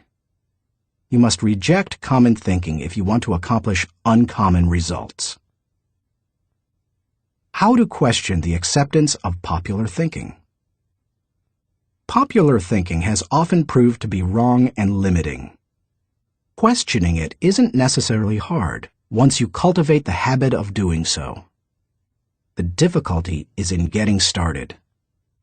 Begin by doing the following things. 1. Think before you follow.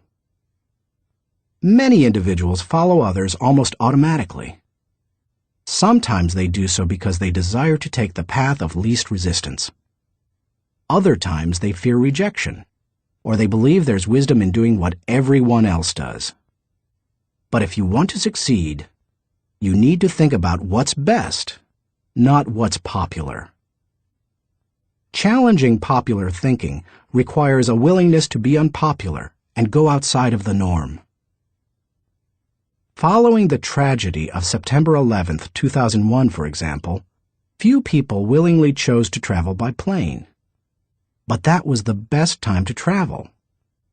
Crowds were down, security was up, and airlines were cutting prices.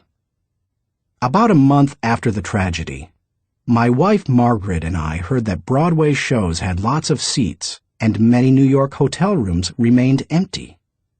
Popular thinking said, "Stay away from New York." We used that as an opportunity. We got cheap plane tickets to the city, booked a room in a great hotel for about half price, and got tickets to the most sought-after show, The Producers. As we took our seats in the theater, we sat next to a woman beside herself with excitement. "I can't believe I'm finally here," she said to us. "I've waited so long. This is the best show on Broadway, and the hardest to get tickets to." Then she turned to look me in the eye and said, "I've had my tickets for 1.5 years waiting to see this show. How long ago did you get yours?" "You won't like my answer," I replied. "Oh, come on," she said. "How long?" "I got mine 5 days ago," I answered. She looked at us in horror. By the way, she was right. It's one of the best shows we've seen in a while. And we got to see it only because we were willing to go against popular thinking when everyone else was staying at home. As you begin to think against the grain of popular thinking, remind yourself that unpopular thinking, even when resulting in success, is largely underrated, unrecognized, and misunderstood. Unpopular thinking contains the seeds of vision and opportunity. Unpopular thinking is required for all progress. The next time you feel ready to conform to popular thinking on an issue, stop and think. You may not want to create change for its own sake, but you certainly don't want to blindly follow just because you haven't thought about what's best. 2. Appreciate thinking different from your own. One of the ways to embrace innovation and change is to learn to appreciate how others think. To do that, you must continually expose yourself to people different from yourself. My brother, Larry Maxwell, a good businessman and an innovative thinker, continually challenges popular thinking by thinking differently. He says, most of our people in sales and middle management come from businesses with products and services different from ours. That constantly exposes us to new ways of thinking. We also discourage our people from active participation in formal business and trade associations and fraternities because their thinking is quite common. They don't need to spend a lot of time thinking the way everyone else in the industry does. As you strive to challenge popular thinking, spend time with people with different backgrounds, education levels, professional experiences, personal interests, etc. You will think like the people with whom you spend the most time. If you spend time with people who think out of the box, you're more likely to challenge popular thinking and break new ground. 3. Continually question your own thinking. Let's face it, any time we find a way of thinking that works, one of our greatest temptations is to go back to it repeatedly, even if it no longer works well. The greatest enemy to tomorrow's success is sometimes today's success. My friend Andy Stanley recently taught a leadership lesson at Enjoy's Catalyst Conference called Challenging the Process. He described how progress must be preceded by change, and he pointed out many of the dynamics involved in questioning popular thinking. In an organization, he said, we should remember that every tradition was originally a good idea, and perhaps even revolutionary. But every tradition may not be a good idea for the future. In your organization, if you were involved in putting into place what currently exists, then it's likely that you will resist change, even change for the better. That's why it's important to challenge your own thinking.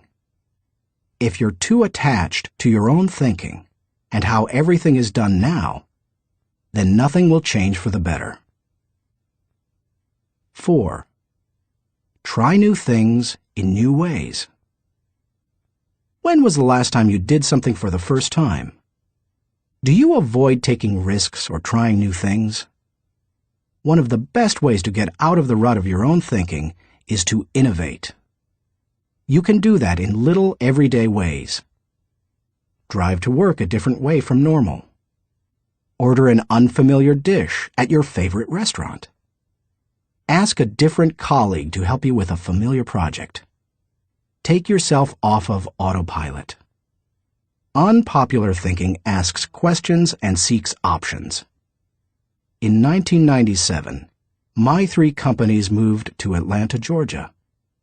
It's a great city, but traffic at peak times can get crazy. Immediately after moving here, I began looking for and testing alternative routes to desired destinations so that I would not be caught in traffic. From my house to the airport, for example, I have discovered and used 9 routes within 8 miles and 12 minutes from one another. Often, I am amazed to see people sitting on the freeway when they could be moving forward on an alternative route. What is the problem? Too many people have not tried new things in new ways. It is true. Most people are more satisfied with old problems than committed to finding new solutions. How you go about doing new things in new ways is not as important as making sure you do it. Besides, if you try to do new things in the same way that everyone else does, are you really going against popular thinking? Get out there and do something different today. 5. Get used to being uncomfortable. When it comes right down to it, popular thinking is comfortable. It's like an old recliner adjusted to all the owner's idiosyncrasies. The problem with most old recliners is that no one has looked at them lately. If so, they'd agree that it's time to get a new one. If you want to reject popular thinking in order to embrace achievement, you'll have to get used to being uncomfortable. If you embrace unpopular thinking and make decisions based on what works best and what is right, rather than what is commonly accepted, know this: in your early years, you won't be as wrong as people think you are. In your later years, you won't be as right as people think you are. And all through the years, you will be better than you thought you could be. Thinking question. Am I consciously rejecting the limitations of common thinking in order to accomplish uncommon results? Chapter 9. Benefit from shared thinking. None of us is as smart as all of us. Ken Blanchard. Good thinkers, especially those who are also good leaders, understand the power of shared thinking. They know that when they value the thoughts and ideas of others, they receive the compounding results of shared thinking and accomplish more than they ever could on their own. Those who participate in shared thinking understand the following. 1. Shared thinking is faster than solo thinking. We live in a truly fast-paced world. To function at its current rate of speed, we can't go it alone. I think the generation of young men and women just entering the workforce sense that very strongly. Perhaps that is why they value community so highly, and are more likely to work for a company they like than one that pays them well. Working with others is like giving yourself a shortcut. If you want to learn a new skill quickly, how do you do it? Do you go off by yourself and figure it out? Or do you get someone to show you how? You can always learn more quickly from someone with experience, whether you're trying to learn how to use a new software package, develop your golf swing, or cook a new dish. 2. Shared thinking is more innovative than solo thinking.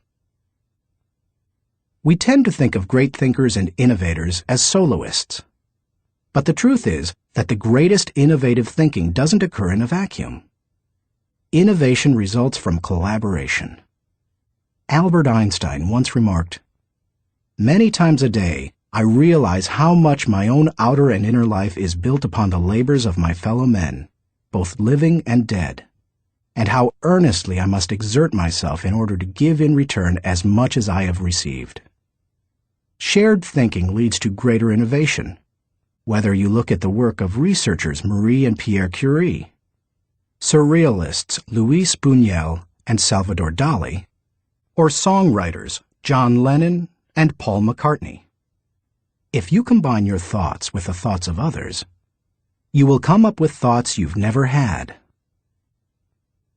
3. Shared thinking brings more maturity than solo thinking.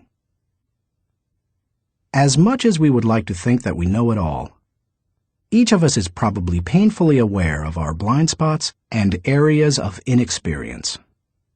When I first started out as a pastor, I had dreams and energy, but little experience. To try to overcome that, I attempted to get several high-profile pastors of growing churches to share their thinking with me. In the early 1970s, I wrote letters to the 10 most successful pastors in the country, offering them what was a huge amount of money to me at the time, $100, to meet me for an hour so that I could ask them questions. When one said yes, I'd visit him. I didn't talk much, except to ask a few questions. I wasn't there to impress anyone or satisfy my ego. I was there to learn. I listened to everything he said, took careful notes, and absorbed everything I could. Those experiences changed my life. You've had experiences I haven't, and I've had experiences you haven't. Put us together, and we bring a broader range of personal history, and therefore maturity, to the table. If you don't have the experience you need, hook up with someone who does. 4. Shared thinking is stronger than solo thinking. Philosopher-poet Johann Wolfgang von Goethe said, To accept good advice is but to increase one's own ability. Two heads are better than one when they are thinking in the same direction. It's like harnessing two horses to pull a wagon. They are stronger pulling together than either is individually. But did you know that when they pull together, they can move more weight than the sum of what they can move individually? A synergy comes from working together. That same kind of energy comes into play when people think together. 5. Shared thinking returns greater value than solo thinking. Because shared thinking is stronger than solo thinking, it's obvious that it yields a higher return. That happens because of the compounding action of shared thinking. But it also offers other benefits. The personal return you receive from shared thinking and experiences can be great. Clarence Francis sums up the benefits in the following observation. I sincerely believe that the word relationships is the key to the prospect of a decent world. It seems abundantly clear that every problem you will have, in your family, in your work, in our nation, or in this world, is essentially a matter of relationships, of interdependence. 6. Shared thinking is the only way to have great thinking. I believe that every great idea begins with 3 or 4 good ideas. And most good ideas come from shared thinking. Playwright Ben Jonson said, "He that is taught only by himself has a fool for a master." When I was in school, teachers put the emphasis on being right and on doing better than the other students, rarely on working together to come up with good answers. Yet all the answers improve when they make the best use of everyone's thinking. If we each have one thought, and together we have 2 thoughts, then we always have the potential for a great thought. How to encourage the participation of shared thinking. Some people naturally participate in shared thinking. Anytime they see a problem, they think, "Who do I know who can help with this?" Leaders tend to be that way. So do extroverts. However, you don't have to be either of those to benefit from shared thinking. Use the following steps to help you improve your ability to harness shared thinking. 1. Value the ideas of others. First, believe that the ideas of other people have value. If you don't, your hands will be tied. How do you know if you truly want input from others? Ask yourself these questions. Am I emotionally secure? People who lack confidence and worry about their status, position, or power tend to reject the ideas of others, protect their turf, and keep people at bay. It takes a secure person to consider others' ideas. Years ago, an emotionally insecure person took a key position on my board of directors. After a couple of meetings, it became obvious to the other board members that this individual would not positively contribute to the organization. I asked a seasoned leader on the board, "Why does this person always do and say things that hinder our progress?" I'll never forget his reply. Hurting people hurt people. Do I place value on people? You won't value the ideas of a person if you don't value and respect the person himself or herself. Have you ever considered your conduct around people you value versus those you don't? Look at the differences. If I value people, I want to spend time with them. If I don't value people, I don't want to be around them. If I value people, I listen to them. If I don't value people, I neglect to listen. If I value people, I want to help them. If I don't value people, I don't offer them help. If I value people, I am influenced by them. If I don't value people, I ignore them. If I value people, I respect them. If I don't value people, I am indifferent. Do I value the interactive process? A wonderful synergy often occurs as the result of shared thinking. It can take you places you've never been. Publisher Malcolm Forbes asserted, "Listening to advice often accomplishes far more than heeding it." I must say, I didn't always value shared thinking. For many years, I tended to withdraw when I wanted to develop ideas. Only reluctantly did I work on ideas with others. When a colleague challenged me on this, I started to analyze my hesitancy. I realized that it went back to my college experience. Some days in the classroom, I could tell that a teacher was unprepared to lecture, and instead spent the class time asking us to give our uninformed opinions on a subject. Most of the time, the opinions seemed no better than mine. I had come to class so that the professor could teach me. I realized that the process of shared ideas wasn't the problem. It was who was doing the talking. Shared thinking is only as good as the people doing the sharing. Since learning that lesson, I have embraced the interactive process, and now I believe it is one of my strengths. Still, I always think about whom I bring around the table for a shared thinking session. I'll tell you my guidelines for whom I invite later in this chapter. You must open yourself up to the idea of sharing ideas before you will engage in the process of shared thinking. 2. Move from competition to cooperation.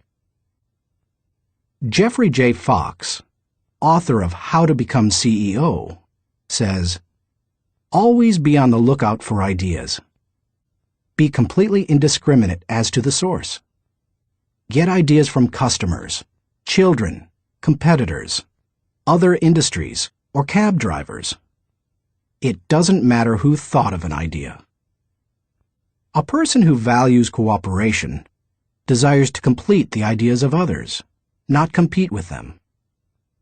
If someone asks you to share ideas, focus on helping the team, not getting ahead personally. And if you are the one who brings people together to share their thoughts, praise the idea more than the source of the idea. If the best idea always wins, rather than the person who offered it, then all will share their thoughts with greater enthusiasm. 3. Have an agenda when you meet. I enjoy spending time with certain people, whether we discuss ideas or not. My wife Margaret, my children, my grandchildren, my parents. Though we often do discuss ideas, it doesn't bother me if we don't. We are family. When I spend time with nearly anyone else in my life, however, I have an agenda. I know what I want to accomplish. The more I respect the wisdom of the person, the more I listen. For example, when I meet with someone I'm mentoring, I let the person ask the questions, but I expect to do most of the talking. When I meet with someone who mentors me, like Bill Bright, I mostly keep my mouth shut. In other relationships, the give and take is more even. But no matter with whom I meet, I have a reason for getting together, and I have an expectation for what I'll give to it and get from it. That's true whether it's for business or pleasure. 4. Get the right people around the table. To get anything of value out of shared thinking, you need to have people around the table who bring something to the table. As you prepare to ask people to participate in shared thinking, use the following criteria for the selection process. Choose people whose greatest desire is the success of the ideas. People who can add value to another's thoughts. People who can emotionally handle quick changes in the conversation. People who appreciate the strengths of others in areas where they are weak. People who understand their place of value at the table. People who place what is best for the team before themselves. People who can bring out the best thinking in the people around them. People who possess maturity, experience, and success in the issue under discussion. People who will take ownership and responsibility for decisions. People who will leave the table with a we attitude, not a me attitude. Too often we choose our brainstorming partners based on feelings of friendship or circumstances or convenience. But that doesn't help us to discover and create the ideas of the highest order. Who we invite to the table makes all the difference. 5. Compensate good thinkers and collaborators well. Successful organizations practice shared thinking. If you lead an organization, department, or team, then you can't afford to be without people who are good at shared thinking. As you recruit and hire, look for good thinkers who value others, have experience with the collaborative process, and are emotionally secure. Then, pay them well, and challenge them to use their thinking skills and share their ideas often. Nothing adds value like a lot of good thinkers putting their minds together. No matter what you're trying to accomplish, you can do it better with shared thinking. That is why I spend much of my life teaching leadership. Good leadership helps to put together the right people at the right time for the right purpose so that everybody wins. All it takes is the right people and a willingness to participate in shared thinking. Thinking question. Am I consistently including the heads of others to think over my head and achieve compounding results? Chapter 10.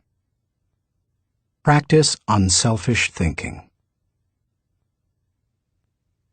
We cannot hold a torch to light another's path without brightening our own. Ben Sweetland.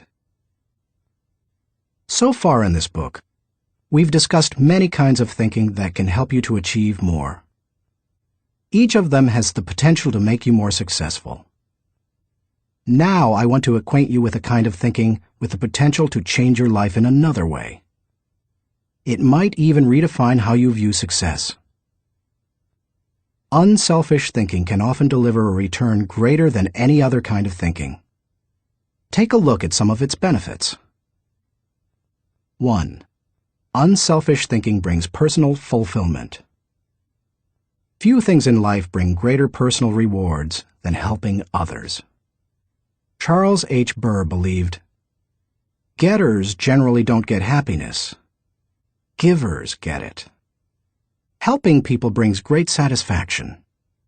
When you spend your day unselfishly serving others, at night you can lay down your head with no regrets and sleep soundly. In Bringing Out the Best in People, Alan Loy McGuinness remarked, "There is no more noble occupation in the world than to assist another human being, to help someone succeed." Even if you have spent much of your life pursuing selfish gain, it's never too late to have a change of heart. Even the most miserable person, like Charles Dickens' Scrooge, can turn his life around and make a difference for others. That's what Alfred Nobel did. When he saw his own obituary in the newspaper, his brother had died, and the editor had written about the wrong Nobel, saying that the explosives his company produced had killed many people. Nobel vowed to promote peace and acknowledge contributions to humanity. That is how the Nobel Prizes came into being. 2. Unselfish thinking adds value to others. In 1904, Bessie Anderson Stanley wrote the following definition of success in Brown Book magazine.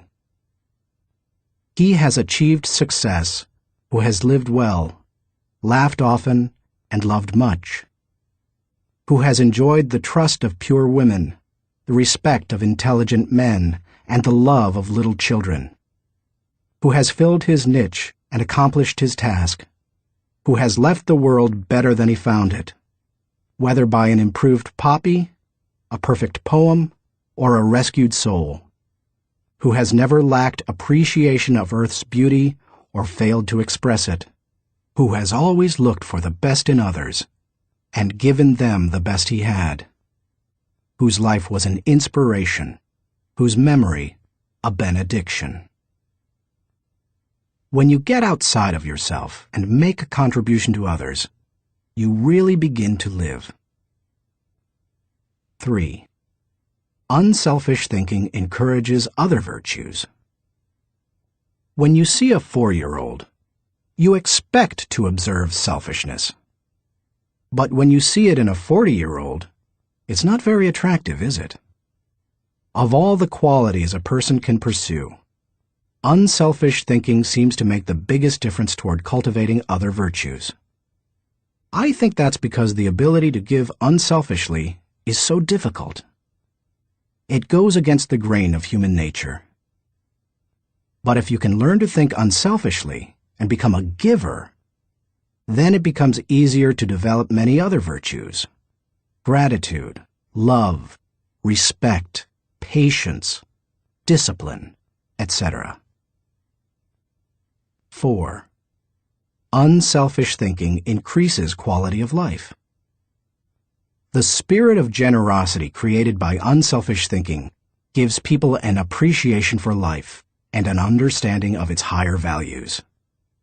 Seeing those in need and giving to meet that need puts a lot of things into perspective. It increases the quality of life of the giver and the receiver. That's why I believe that there is no life as empty as the self-centered life. There is no life as centered as the self-empty life. If you want to improve your world, then focus your attention on helping others. 5. Unselfish thinking makes you part of something greater than yourself. Merck & Company, the global pharmaceutical corporation, has always seen itself as doing more than just producing products and making a profit. It desires to serve humanity. In the mid-1980s, the company developed a drug to cure river blindness, a disease that infects and causes blindness in millions of people, particularly in developing countries. While it was a good product, potential customers couldn't afford to buy it. So what did Merck do? It developed the drug anyway, and in 1987 announced that it would give the medicine free to anyone who needed it. As of 1998, the company had given more than 250 million tablets away. George W. Merck says, "We try never to forget that medicine is for the people. It is not for the profits. The profits follow, and if we have remembered that, they have never failed to appear." The lesson to be learned? Simple. Instead of trying to be great, be part of something greater than yourself. 6. Unselfish thinking creates a legacy. Jack Balasek, President and Chief Operating Officer of True North Communications, says, "Learn, earn, return. These are the 3 phases of life. The first third should be devoted to education. The second third to building a career and making a living. And the last third to giving back to others, returning something in gratitude. Each state seems to be a preparation for the next one. If you are successful, it becomes possible for you to leave an inheritance for others. But if you desire to do more, to create a legacy, then you need to leave that in others. When you think unselfishly and invest in others, you gain the opportunity to create a legacy that will outlive you. How to experience the satisfaction of unselfish thinking.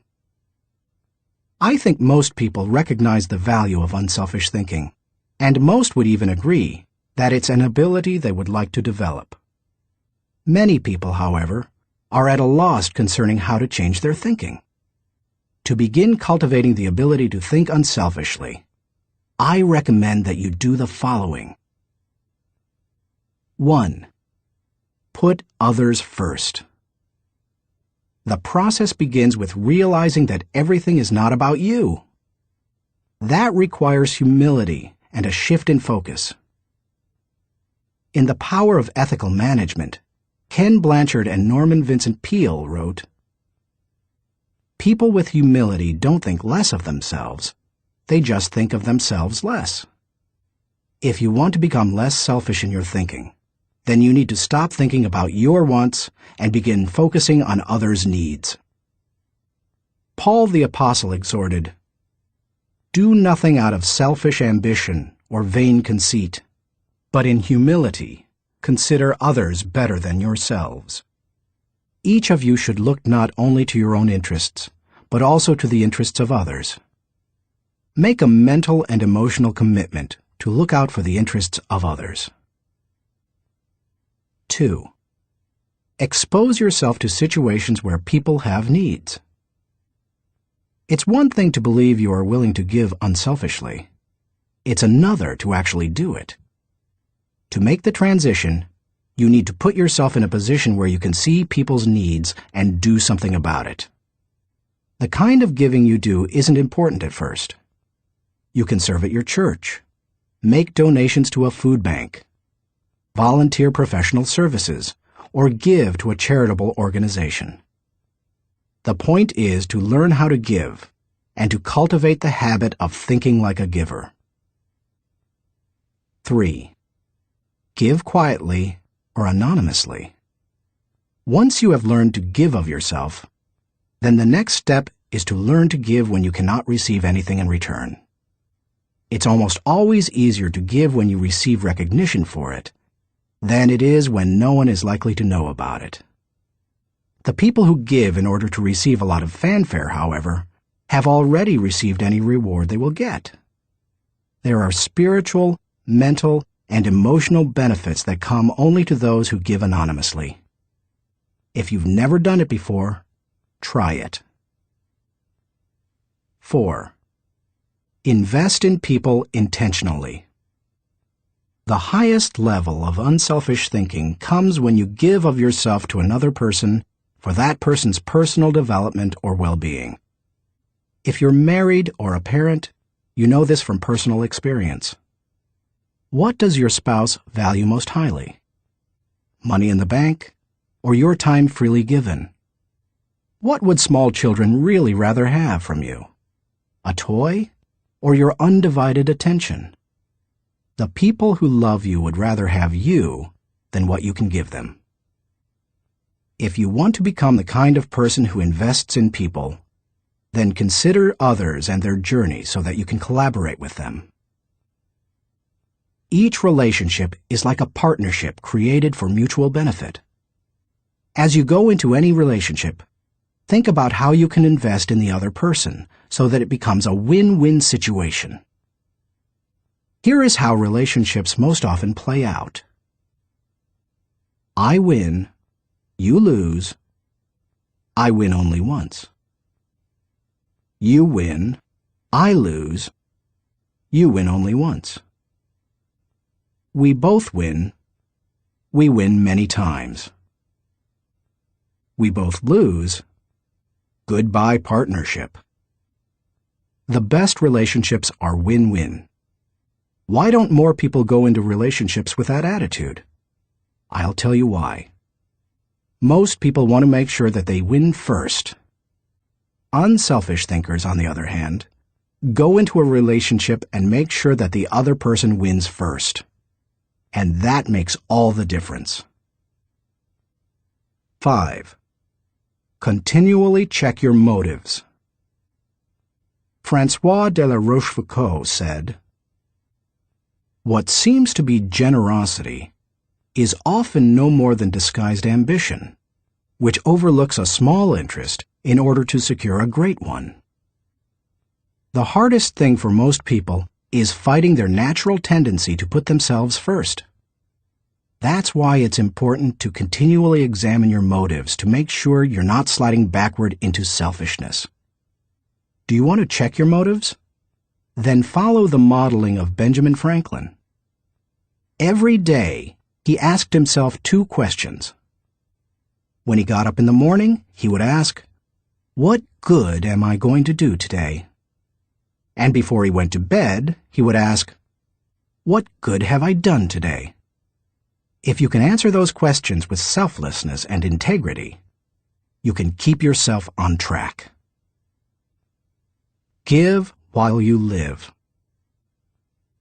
In the fall of 2001, we all witnessed a demonstration of unselfish thinking unlike anything we had seen in the United States for many years. Who can forget the events of September 11th, 2001? I had just finished teaching a leadership lesson when my assistant Linda Eggers came into the studio to announce the tragic news. Like most Americans, I remained riveted to the television all day and heard the reports of the firefighters and police officers who raced into the World Trade Center towers to help others, never worrying about their own safety. In the days following the tragedy, millions of Americans expressed a great desire to do something that would help the situation. I had the same desire. InJoy was scheduled to do a training via simulcast on September 15th, the Saturday following the tragedy. Our leadership team decided to add a 1.5-hour program titled America Prays to the end of the simulcast. In it, my friend Max Lucado wrote and read a prayer, expressing the heart's cry of millions. Franklin Graham prayed for our national leaders. Jim and Shirley Dobson gave advice to parents on how to help their children deal with the event. And Bruce Wilkinson and I asked the simulcast viewers to give financially to the people injured on September 11th. Amazingly, they gave $5.9 million, which World Vision graciously agreed to distribute to those in need. Unselfish thinking and giving turned a very dark hour into one of light and hope. Less than 2 weeks after the tragedy, I was able to travel to Ground Zero in New York City. I went to view the site of the destruction, to thank the men and women clearing away the wreckage, and to pray for them. I can't really do justice to what I saw. I've traveled to New York dozens of times. It's one of my favorite places in the world. My wife and I had been up in the towers with our children many times before and have wonderful memories of that area. To look at the place where the buildings had once stood and to see nothing but rubble, dust, and twisted metal, it's simply indescribable. What many Americans didn't realize is that for many months, people worked diligently to clean up the site. Many were New York City firefighters and other city workers. Others were volunteers. They worked around the clock, 7 days a week. And when they came across the remains of someone in the rubble, they called for silence and reverently carried them out. Since I am a clergyman, I was asked to wear a clerical collar upon entering the area. As I walked around, many workers saw the collar and asked me to pray for them. It was a humbling privilege. American educator Horace Mann said, "Be ashamed to die until you have won some victory for humanity." According to this standard, New York City's firefighters are certainly prepared for death. The service they perform is often truly heroic. You and I may never be required to lay down our lives for others as they did. But we can give to others in different ways. We can be unselfish thinkers who put others first and add value to their lives. We can work with them so that they go farther than they thought possible. Thinking question. Am I continually considering others and their journey in order to think with maximum collaboration? Chapter 11. Rely on bottom-line thinking. There ain't no rules around here. We're trying to accomplish something. Thomas Edison, inventor. How do you figure out the bottom line for your organization, business, department, team, or group? In many businesses, the bottom line is literally the bottom line. Profit determines whether you are succeeding, but dollar should not always be the primary measure of success. Would you measure the ultimate success of your family by how much money you had at the end of the month or year? And if you run a non-profit or volunteer organization, how would you know whether you were performing at your highest potential? How do you think bottom line in that situation? A non-profit's bottom line. Frances Hesselbein had to ask herself exactly that question in 1976, when she became the National Executive Director of the Girl Scouts of America. When she first got involved with the Girl Scouts, running the organization was the last thing she expected. She and her husband John were partners in Hesselbein Studios, a small family business that filmed television commercials and promotional films. She wrote the scripts, and he made the films. In the early 1950s, she was recruited as a volunteer troop leader at the Second Presbyterian Church in Johnstown, Pennsylvania. Even that was unusual, since she had a son and no daughters. But she agreed to do it on a temporary basis. She must have loved it, because she led the troop for 9 years. In time, she became council president and a member of the national board. Then she served as executive director of the Tallis Rock Girl Scout Council, a full-time paid position. By the time she took the job as CEO of the national organization, the Girl Scouts was in trouble. The organization lacked direction. Teenage girls were losing interest in scouting, and it was becoming increasingly difficult to recruit adult volunteers, especially with greater numbers of women entering the workforce. Meanwhile, the Boy Scouts was considering opening itself to girls. Hesselbein desperately needed to bring the organization back to the bottom line. We kept asking ourselves very simple questions, she says. What is our business? Who is our customer? And what does the customer consider value? If you're the Girl Scouts, IBM, or AT&T, you have to manage for a mission.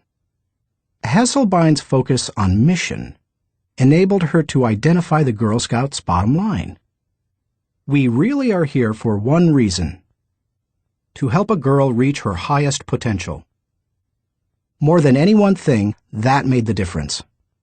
Because when you are clear about your mission, corporate goals and operating objectives flow from it. Once she figured out her bottom line, she was able to create a strategy to try to achieve it.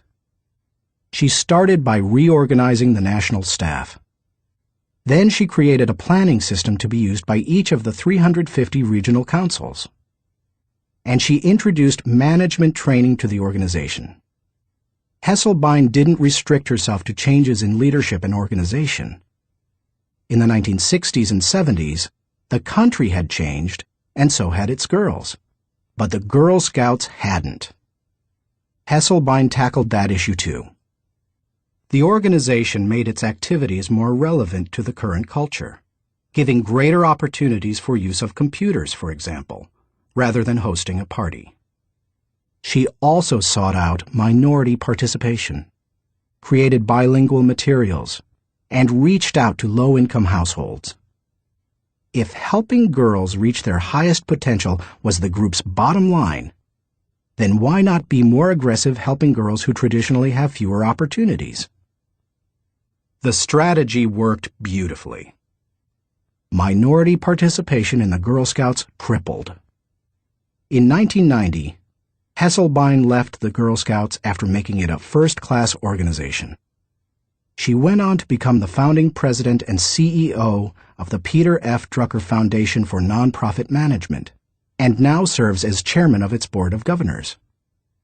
And in 1998, she was awarded the Presidential Medal of Freedom.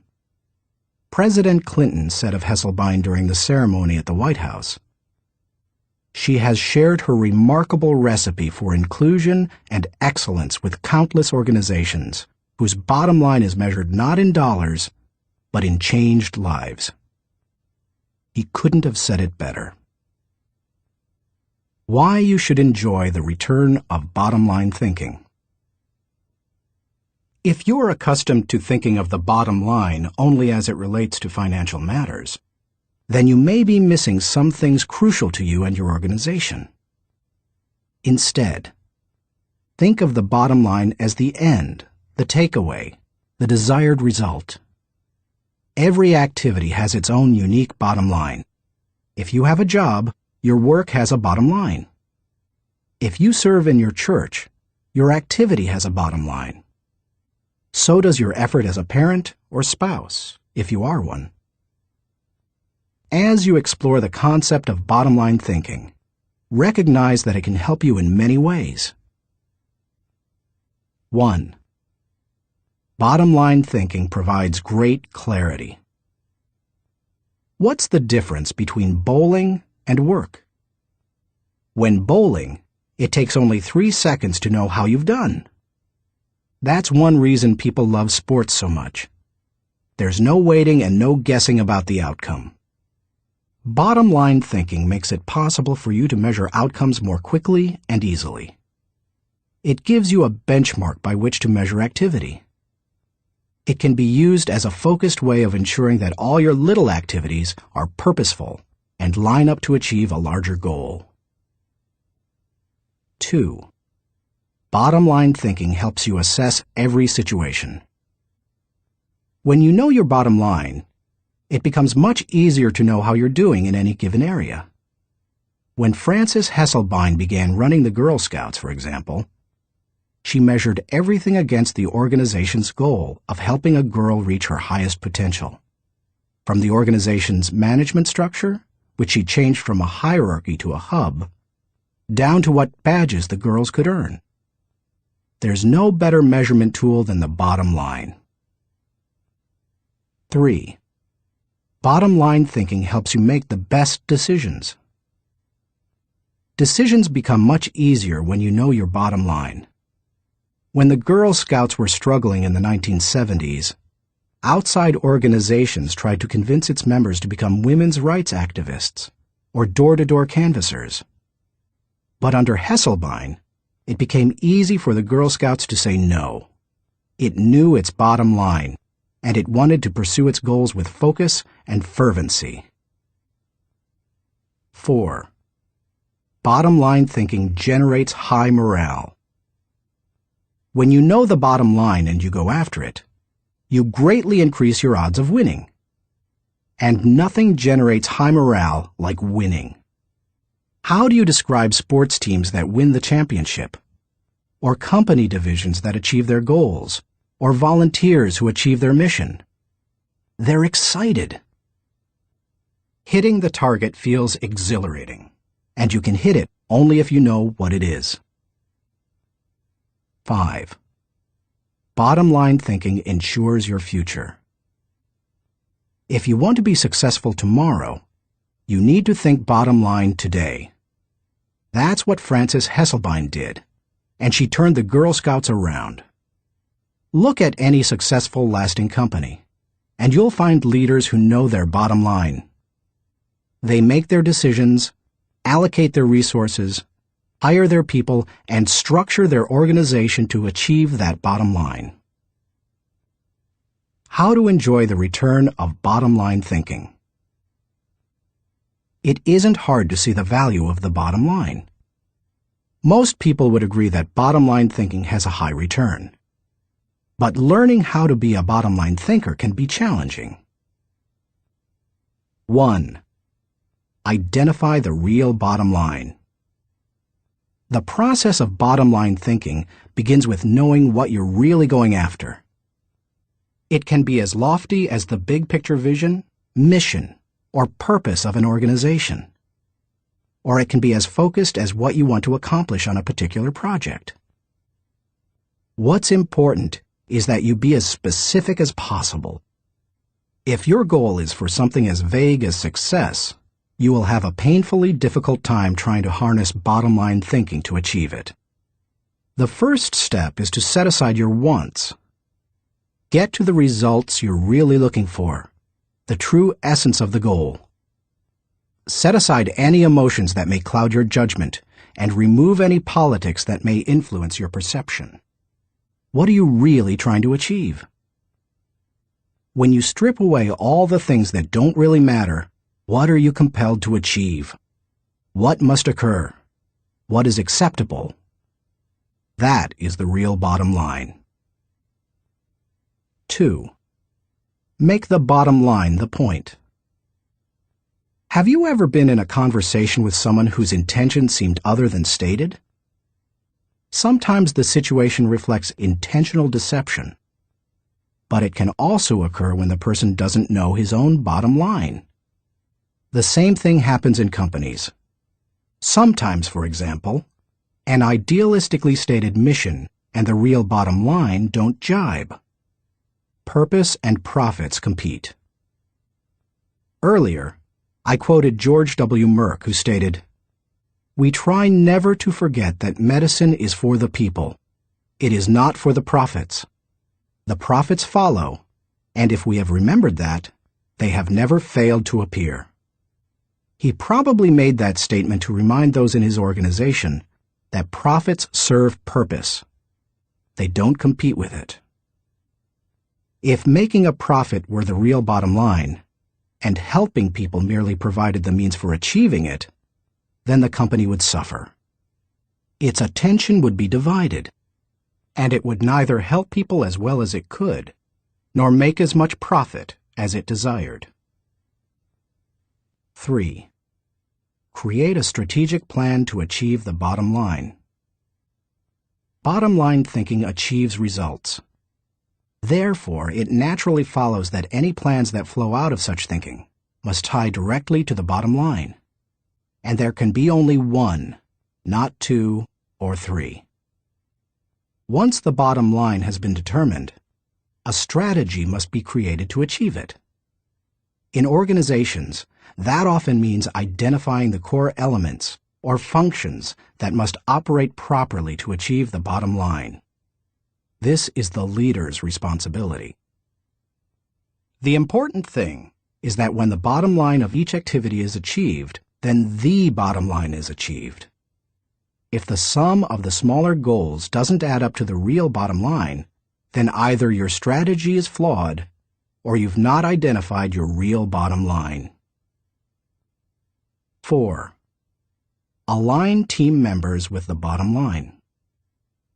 Once you have your strategy in place, make sure your people line up with your strategy. Ideally, all team members should know the big goal as well as their individual role in achieving it.